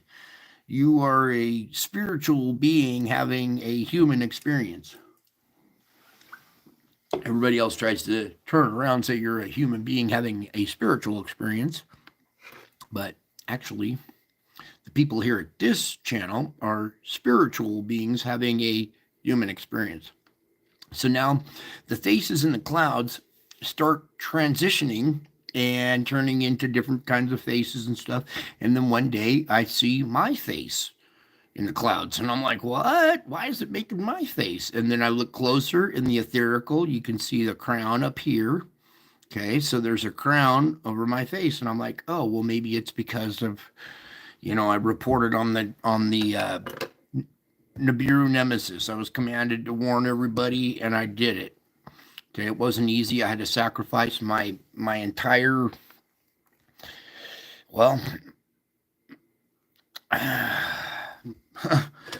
my whole identity had to change. My whole life changed, just inside out. Crazy, crazy, crazy stuff. But all really happening. Okay, now it's transitioned into my face with a crown, and it's being projected by Jesus's heart right here. You can see him pulling open his shirt like Superman here, exposing his heart, and his heart is radiating out this face in the clouds. Okay, so everything that's going on in the clouds really originates from his heart. And in fact, let me just kind of inform you guys here a little bit better. Everything that you're experiencing here on this planet, every single atom, every molecule, all comes from that right there. Every single thing in the universe comes from that heart right there. Okay, so my face equals his heart. His heart is my face. So when you seek my face, you're seeking Jesus's heart. Okay, pretty cool stuff. You understand how it works, right? You guys picking up on what I'm laying down? You guys picking up what I'm laying down there? All right, so I'm trying to get the wavy lines out of there. I'd rather have them over my face so you see Jesus clearly. All right, either way. That's good enough. I'm sorry. My OCD has just been off the hook today, especially with the human doing what it's doing. That's what rattles me, gets me all OCD'd. I have to work on letting stuff slide sometimes. All right. So there's that image. We're going to pull up some other ones that are very, very important. Okay. We have that one. I also need. Oh, Dutch is on. Probably just showing this thing. We already did an earthquake report anyway, so we're getting to now. It's instead of other faces, it's producing my face in the sky, and then it's producing my face with a crown. Well, here we are with this image I keep showing you every night that happened on Easter. My face with a crown showing up on Easter. A 2,000-year-old prophecy came true on Easter. This is me in the clouds, okay? You can see my face and you can see the crown here. Let's just play this real quick. And we'll get to the reading, okay, guys? So I know there's a lot of activity going on the sun, but I really don't feel like reporting on that stuff right now. Actually, I want to go back and revisit an event that happened earlier this year, 2020, around Easter, when I captured what appears to be Jesus in the clouds here. So I need you to tilt your head to the right about 45 degrees, and here's an eye, his other eye, his nose, his mouth, his chin and beard, his hair flowing back like this, and you can make out a crown up here above his head. And that crown is hovering over his head. There seems to be almost a little halo around his head too. And once you see that image, then we can zoom in just a little bit tighter. There you go. Now, much like the other gentleman who took the video of the face by the moon, I had captured something the day before, my son did, and I was like, oh, I'm going down there tomorrow to the same place because tomorrow's Easter. And this is what I captured, okay? And I went and I got the best phone I could find and took these images so I could, capture what was going on there. So much like that other gentleman, I didn't go buy a new phone, but I got the best equipment or the best phone I had available to take pictures this day. So okay, and this event happened over a course of about an hour, and I got a lot of pictures of it. See, if we go up above here, you can see all these pictures up from way over here going across, or all of this event, and I'm going to show you more of what happened here. Okay, here I've taken about where you can see that this face has changed now. Now we're seeing a more round, like lion type face with the nose right here. Here's an eye coming out here, an eye going that way. Here's its mouth slit, the chin going down here. So this round face right here with a crown still above it. Now I'm going to go through and show you the flip book where it changes from Jesus to this lion. Should have moved the arrow on my finger. Okay, now we're here at this image right here. This is a flip book of about maybe 15 or 20 of those pictures, and it's the transition between Jesus's face and the lion face. Now this happened in the clouds, and it was so big and in your face you couldn't see it. It wasn't until I took these images and zoomed out and compressed them. You didn't zoom in. They're too big in your face. You have to zoom out to see these. And these images that you're looking at have all been compressed, each frame, and then put into a flip book. And you can clearly see Jesus's face here with his crown hovering over his head, turning into that weird little lion face or whatever right there. Okay? And this happened back around Easter of 2020. So with Christmas around. All right, so there was that video. I just wanted to show you the flip book since they murdered the one on my other page or on the Google site or whatever. What happened here? All right, so just kind of, where was it? Right there's a good shot of it. Okay, so there's that image that we'll read to. We got the other one with the heart right there. That's good enough, I think, right? We don't need a bunch of other ones. Is there any other ones you guys want to see? Good old classic. Okay. All right, that's good enough, I think. We don't need the other one. My face by the moon, do we? Sure we do.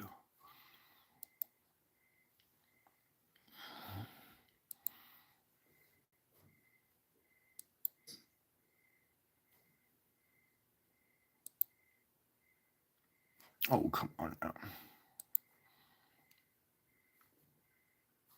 Thank you. All right. Again, this is the gentleman who bought the camera to capture the face by the moon. And lo and behold, that's my face. I recognize my face again. I've seen it in the clouds. Now it's showing up out by the moon.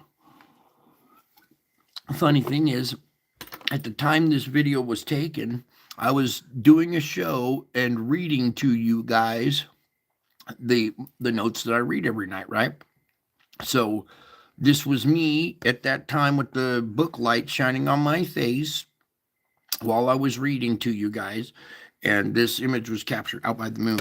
Okay, you can see the video. I'll show you the video plenty of times, but let's get to our reading. All right, you guys waited long enough. Deep breath, get in a nice comfy spot, get curled up, understand, open your mind. You see what's going on around in the world. What we just covered is can be very disturbing for some, okay? And it's important that we realize that what's going on and that it can be disturbing and that it's all part of the script, okay?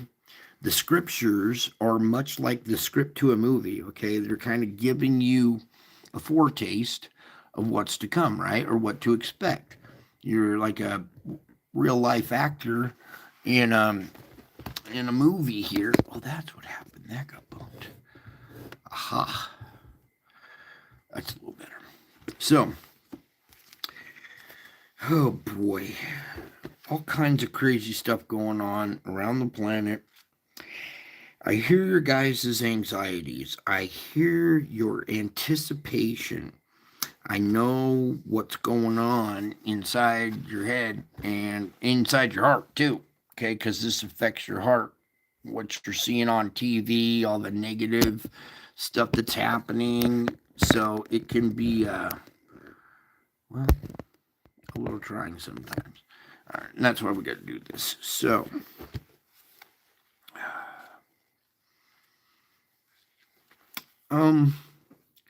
what's really going on is your anxiety and stuff it's coming from a place, okay? With the threat of terrorism looming over the planet, some people are saying and feeling that there is no place that is really safe. In one sense, this is true. Evil people, especially terrorists, and unpredictable and unpredictable and ruthless. Okay, so we're dealing with people that are unpredictable, they're ruthless, they're evil. But for Christian believers, there is no place that is actually unsafe.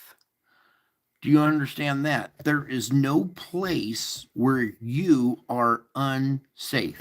If you trust me and you believe me, there is no place where you are unsafe. I would not go after somebody I love, right? I don't go after people that believe me. You know, I invested a lot of time, blood, sweat, energy into this. And for those that do believe me, I'm not going to just throw them away. I'm not going to stop loving them. Wow, this thing is just going to do wavy lines. Yep, it's torturing me. Oh, that's better right there. Okay, so while most of the world feels that there is no place that's safe, you, on the other hand, there is no place where you are unsafe. You are safe wherever you go. Your ultimate home is heaven, and no one can rob you of this glorious inheritance that can never perish, spoil, or fade. That heart right there, your inheritance, can never perish, never spoil, and never fade. Isn't that nice that you got something you can count on? Also, it helps for you guys to know that I am sovereign over everything, including your life and your loved ones. Okay, a lot of people are concerned about their loved ones right now. Remember, they belong to me. Okay, so if you're a believer, you cover your loved ones. So nothing can happen to you or to them except what I allow. Okay, because I am sovereign over everything, including your life and your loved ones. Okay, so important. Your belief in me covers your loved ones as well because I know you love them. Okay, maybe they're stubborn. You have to forgive them. They know not what they do. You have a higher knowledge here at this channel. So, with that higher knowledge, nothing can happen to you or to them except what I allow, which are the trials that you're just making you stronger. Okay, we're just strengthening you, teaching you disciplines so you can recover your day and salvage your day, stuff like that, right? Okay. Now,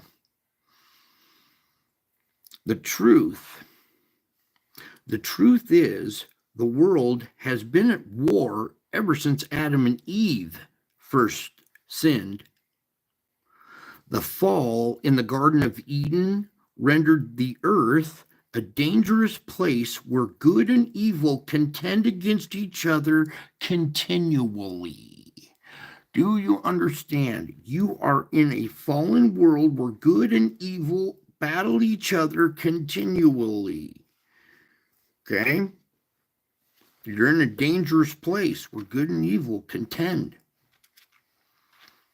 So it's crucial to be alert and self-controlled. Okay? Let's put like air quotes on the alert and self-controlled. Okay? It's crucial to be alert and self-controlled. Very, very important. Coming up in the future here, you'll see it's going to be crucial to be alert, first of all, of what's going on in the world, the weather, the news, everything. Don't plug in too long. You have to unplug. You have to have the self-control to unplug and go, okay, the news is really getting to me. I need to step away from this shit. Okay, pardon my French. I do working on it, but well, that's what it is. I have to use that term because that's what it is.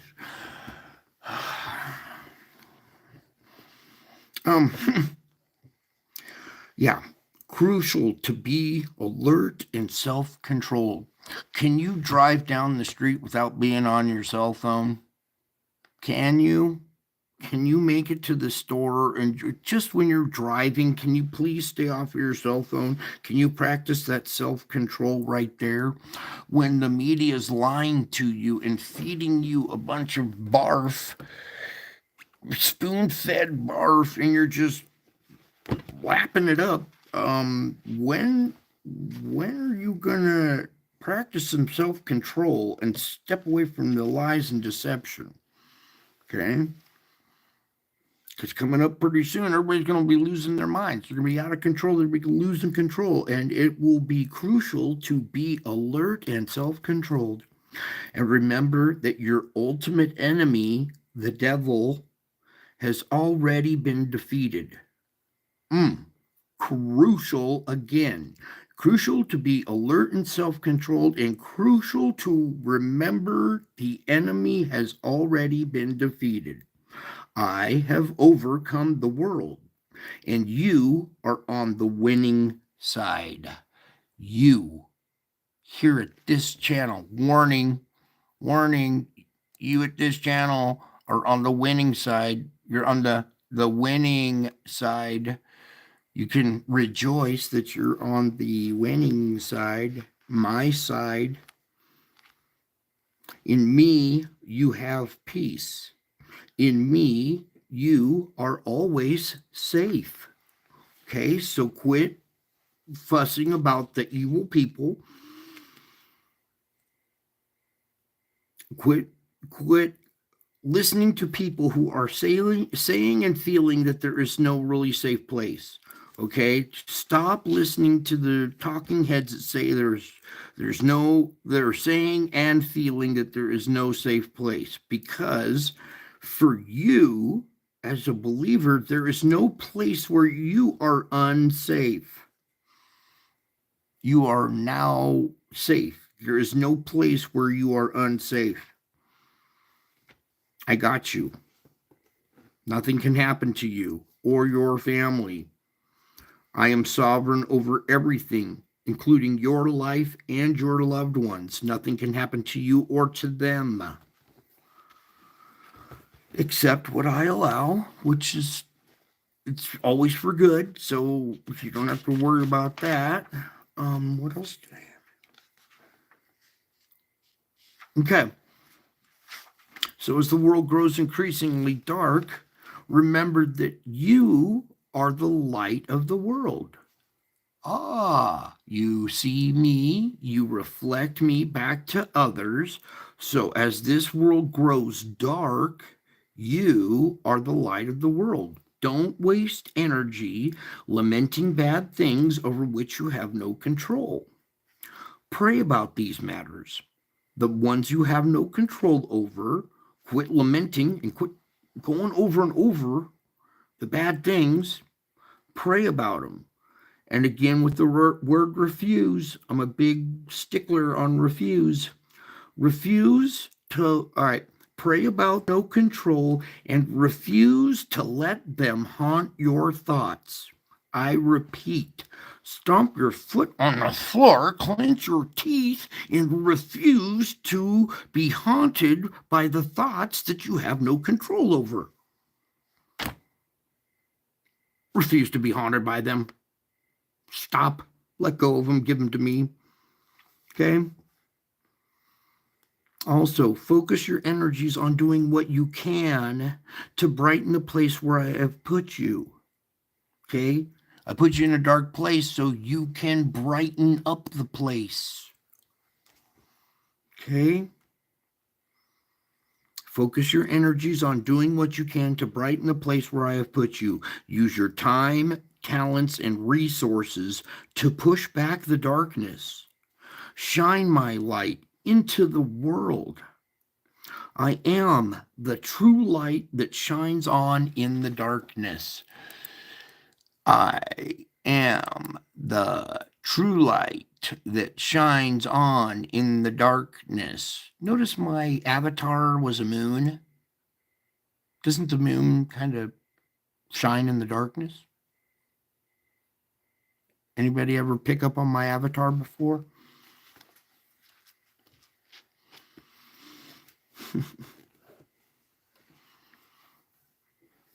I want you to reflect my light into the world. I am the true light that shines on in the darkness. And even in the most terrible conditions, your light your light originates in me and reflects from you, just like that image that you're seeing right there. Once you've got my light in you, it reflects off of your face now. Like this, when you're talking and interacting with others, you are shining my light into their darkness.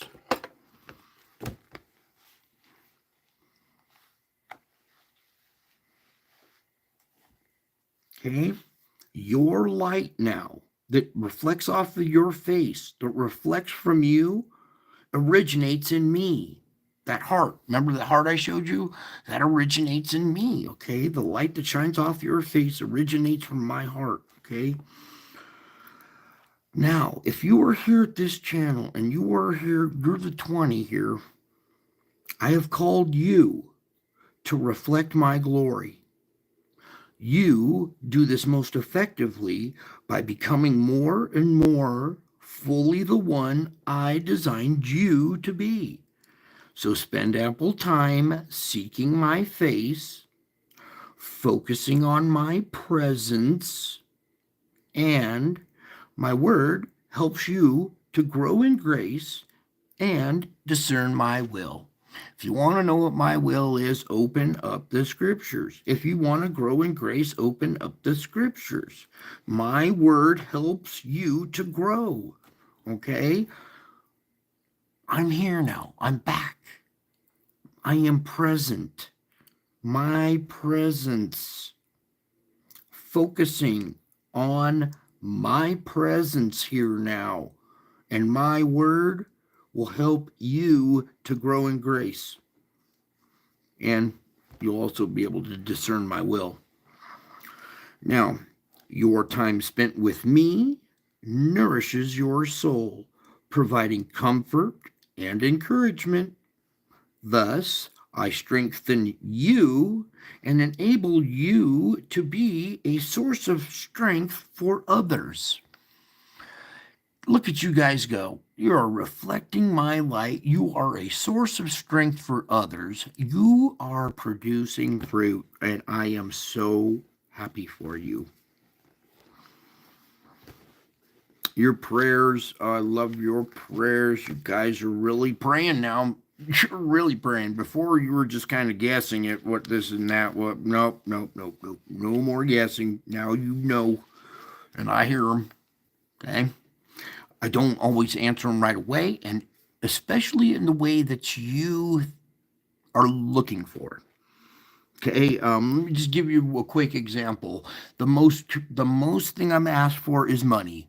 Lord, give me some more money. Lord, give me some more money. So I hook them up with a job. Well, I didn't. I don't want a job. I mean, wasn't like looking for work. I just wanted some money to fall in my lap. Well, that's not how it works, bud. When you pray for money, I answer that prayer with a job opportunity. And if you fail to take the opportunity, that's on you. Okay? You're the one that said you wanted money. Give you the opportunity. So, your prayers now, your prayers are not cries in the dark. They rise to my kingdom of glorious light. They rise to my kingdom of glorious light. Yeah, my kingdom. Your prayers rise to my kingdom. So call to me, and I will answer you and show you great and mighty things. Mankind has long been plagued with eyes that do not see what is most important. People often fail to perceive the most obvious things. And I can perform miracles before their very eyes, yet they only see mundane occurrences or label them as coincidences. I can perform miracles before their very eyes, and yet they only see, clouds. It's just a bunch of clouds, Brian. There's no face there. That's pareidolia, not Brian. Yeah, there's no face in there. Yeah, that pareidolia just happened to happen on Easter, too. That's a coincidence there with all the angels and Mary and all the other stuff caught on my security camera. What a coincidence, huh? And there are no coincidences, right? It says most people see only mundane occurrences or label them coincidences. Oh, that's just a coincidence. Clouds happen to form a Jesus with a crown on Easter. Dang, what a coincidence that is, huh? 2,000-year-old prophecy just coincidentally came true. I perform miracles before their very eyes, yet they only see mundane occurrences and label them coincidences. Only the eyes of your heart can perceive spiritual realities. Only the eyes of your heart can perceive spiritual realities. Not this fake reality that's a simulation you live in.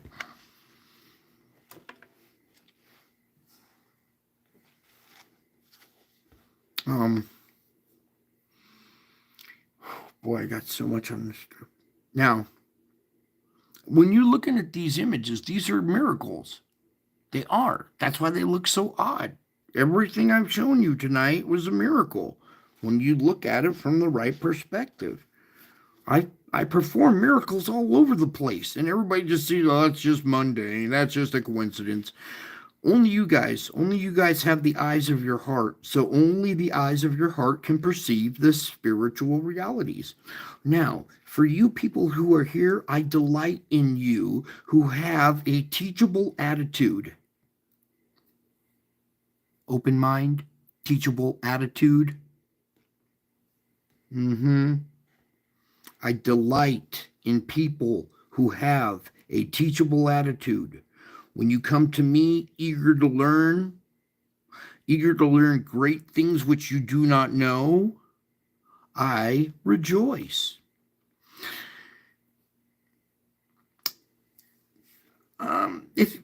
Some of you probably, maybe you ladies maybe have been a teacher. If any of you have ever taught a class or been a teacher, a good teacher takes pleasure in a student who puts forth extra effort to discover new things. For all you people who have ever taught your kids or taught somebody something, even your friend, or taught anything, anybody, anything, you delighted when that person put forth extra effort to figure out how to do it, right? So, me, the good teacher, take pleasure in you, the student, who puts forth that extra effort. You wait until the end of the show to discover new things. I'm pleased with your desire to learn wondrous things from me. Your openness to my teaching helps you understand the hope to which I have called you, the riches of my glorious inheritance in which you share. You can look forward to living with me in the holy city where the glory of God provides the light. Where the glory of God provides the light.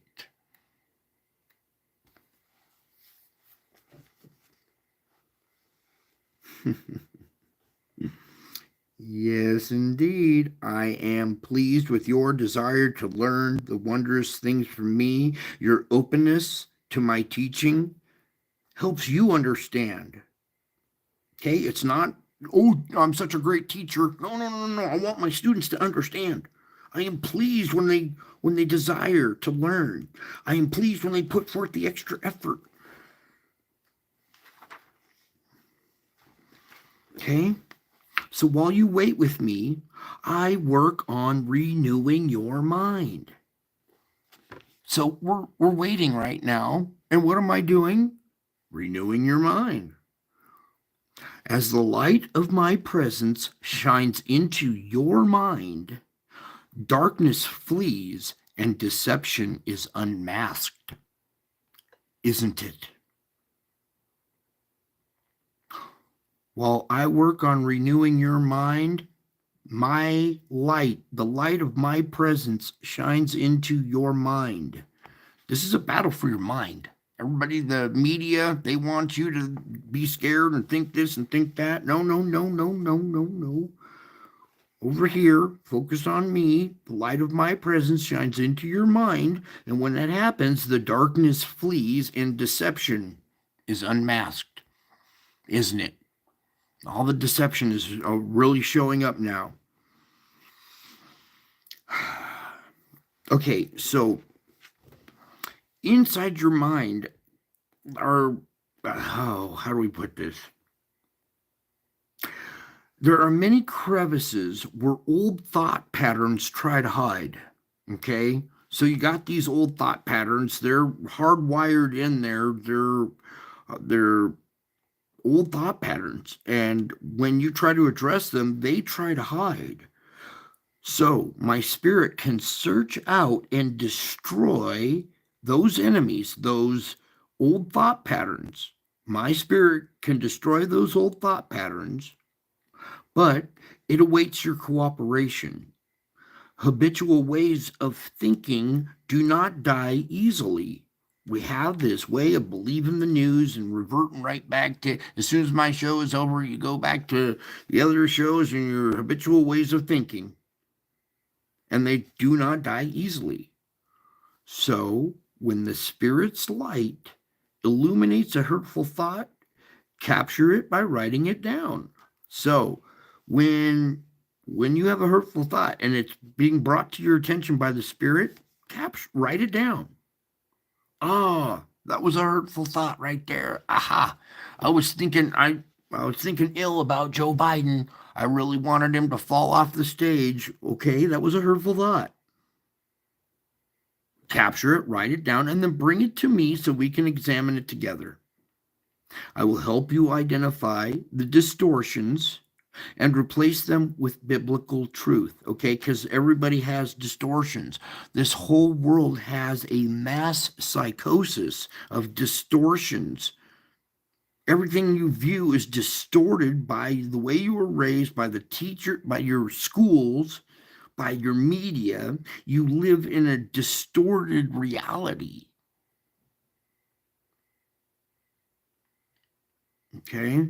And that distorted reality needs to be replaced with biblical truth. So your old ways of thinking that don't die easily, you have to capture those hurtful thoughts, negative thoughts. If you take care of business right then, there was my hurtful thought. Jesus, help me with that. I don't want to continue doing that. Well, then you don't have to write it down. But if you're going to pray about it later on at the end of the day, it helps by writing it down. Okay? It brings it more to your attention what the hurtful thought was. Okay? Then once you've written it down or you've acknowledged it, bring it to me so we examine it together. I help you identify the distortions. All right? We don't want Joe Biden to fall off the stage. Okay?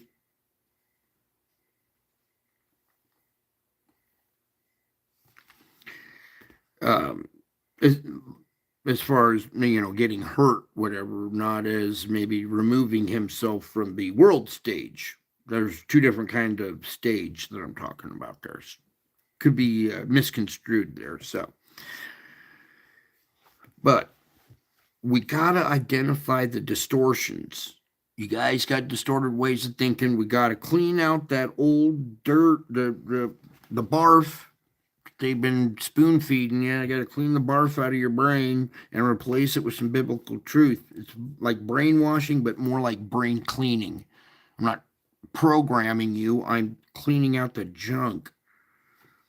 Now, the more you focus on me and my word, the more you can break free from painful, irrational thoughts. They usually have their roots in distressing experiences that wounded you. So the distortions are deeply etched into your brain. Yeah. I'd say lots are deeply etched into your brain. Most of it is distortions. So you may need to recapture the same thought multiple times before you can gain mastery over it. Okay? You wrote it down. All right. I wish Biden would fall off the stage and break his neck, right? So I don't want to be, that's a hurtful thought. You write it down, capture it, and then we identify it. We identify the distortions, we replace it with biblical truth, but then you turn on the TV 2 hours later and he says something else. And you're like, dude, this time I hope the camera hits him in the head. Well, it wasn't the same thought. It wasn't the same distortion, but it was another hurtful thought. So, the more you can break free from the painful, irrational thoughts, the more you can focus on me. Those thoughts usually have roots in experiences that wounded you. Okay, so you're going to have to go into your own little Rolodex or your own wounds. What was it that wounded you? And bring that to me. So the distortions are deeply etched into your brain. You were raised that way. So all this stuff is deeply etched into your brain, and you may need to recapture the same thought multiple times before you can gain mastery over it. But all that effort leads to a marvelous result: increased ability to live freely and enjoy my presence. Do you want to live freely and enjoy my presence? Do you want the increased ability to live freely and enjoy my presence? Well, you need to capture those thoughts and gain mastery over them. Okay? Mastery. You master your thoughts. Ooh, that goes into a different lesson now.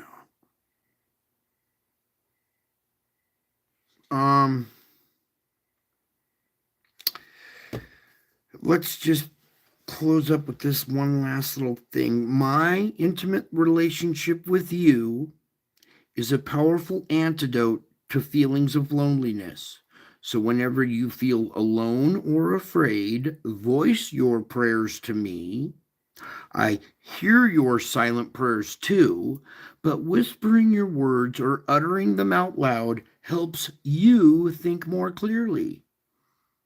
What helps you think more clearly? Whispering the words or uttering them out loud instead of just silent prayers. Sometimes just a little whisper, mouth them. It reassures your own brain. Okay. I understand you perfectly, and you don't have to explain things to me. You can dive right in, seeking my help in your here and now circumstances, okay? Because it's usually what's happening to you at that moment, the here and now circumstances. So when you're in the here and now circumstances and you're having some issues, you can dive right in, right at that moment. Spend a few moments relaxing with me, breathing in the joy of my presence.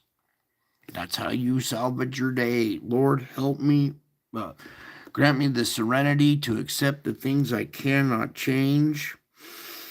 Help me in the here and now circumstances. Take a few moments relaxing with me. You might have to pull off the side of the road or whatever you're doing for the moment and take a moment to relax, regain composure. How many times a day can you regain your composure, or do you have to?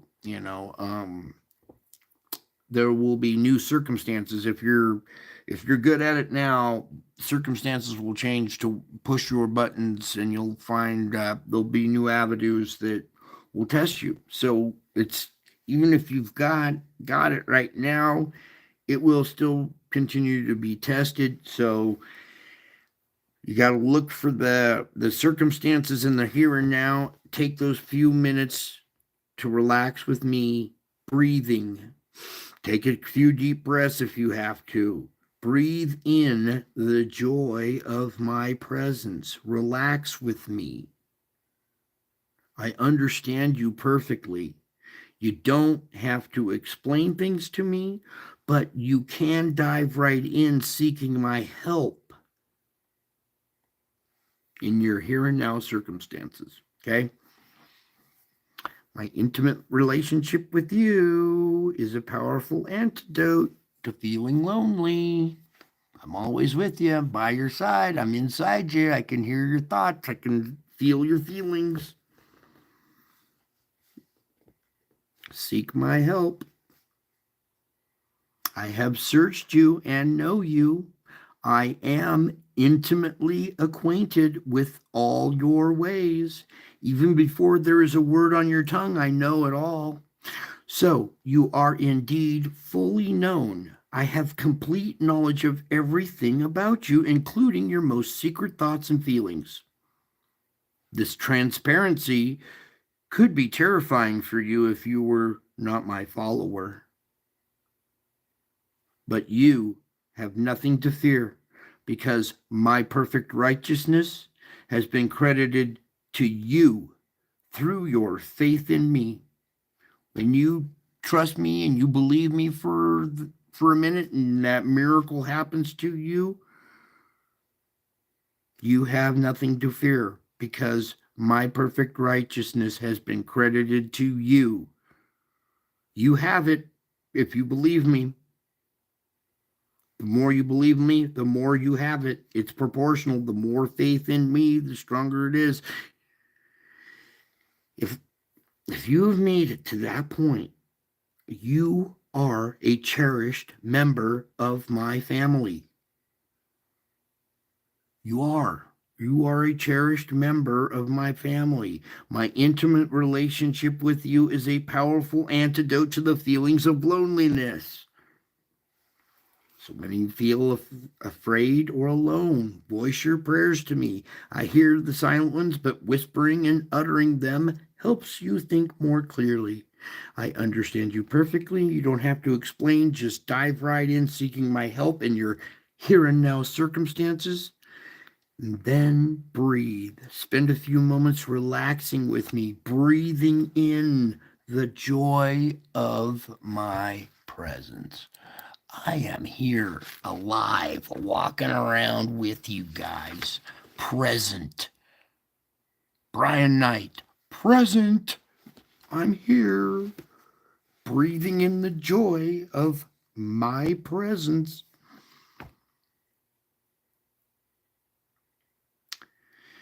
I sure love you guys. I sure miss you guys.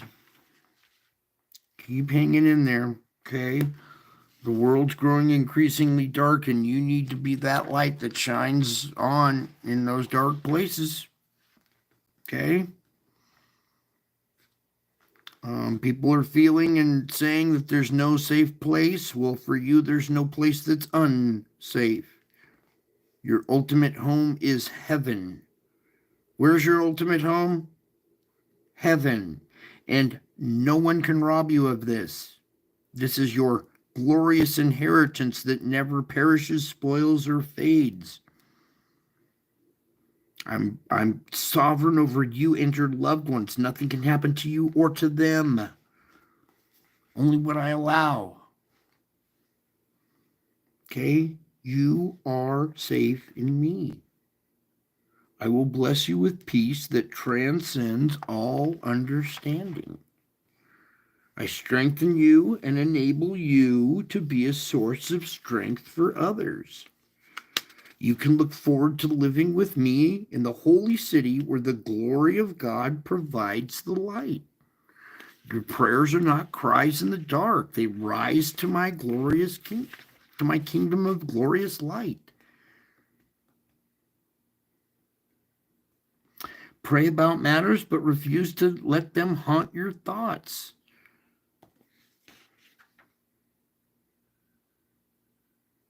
Focusing on my presence and my word helps you to grow in grace and discern my will. Your time spent with me nourishes your soul, providing comfort and encouragement. Thus I strengthen you and enable you to be a source of strength for others.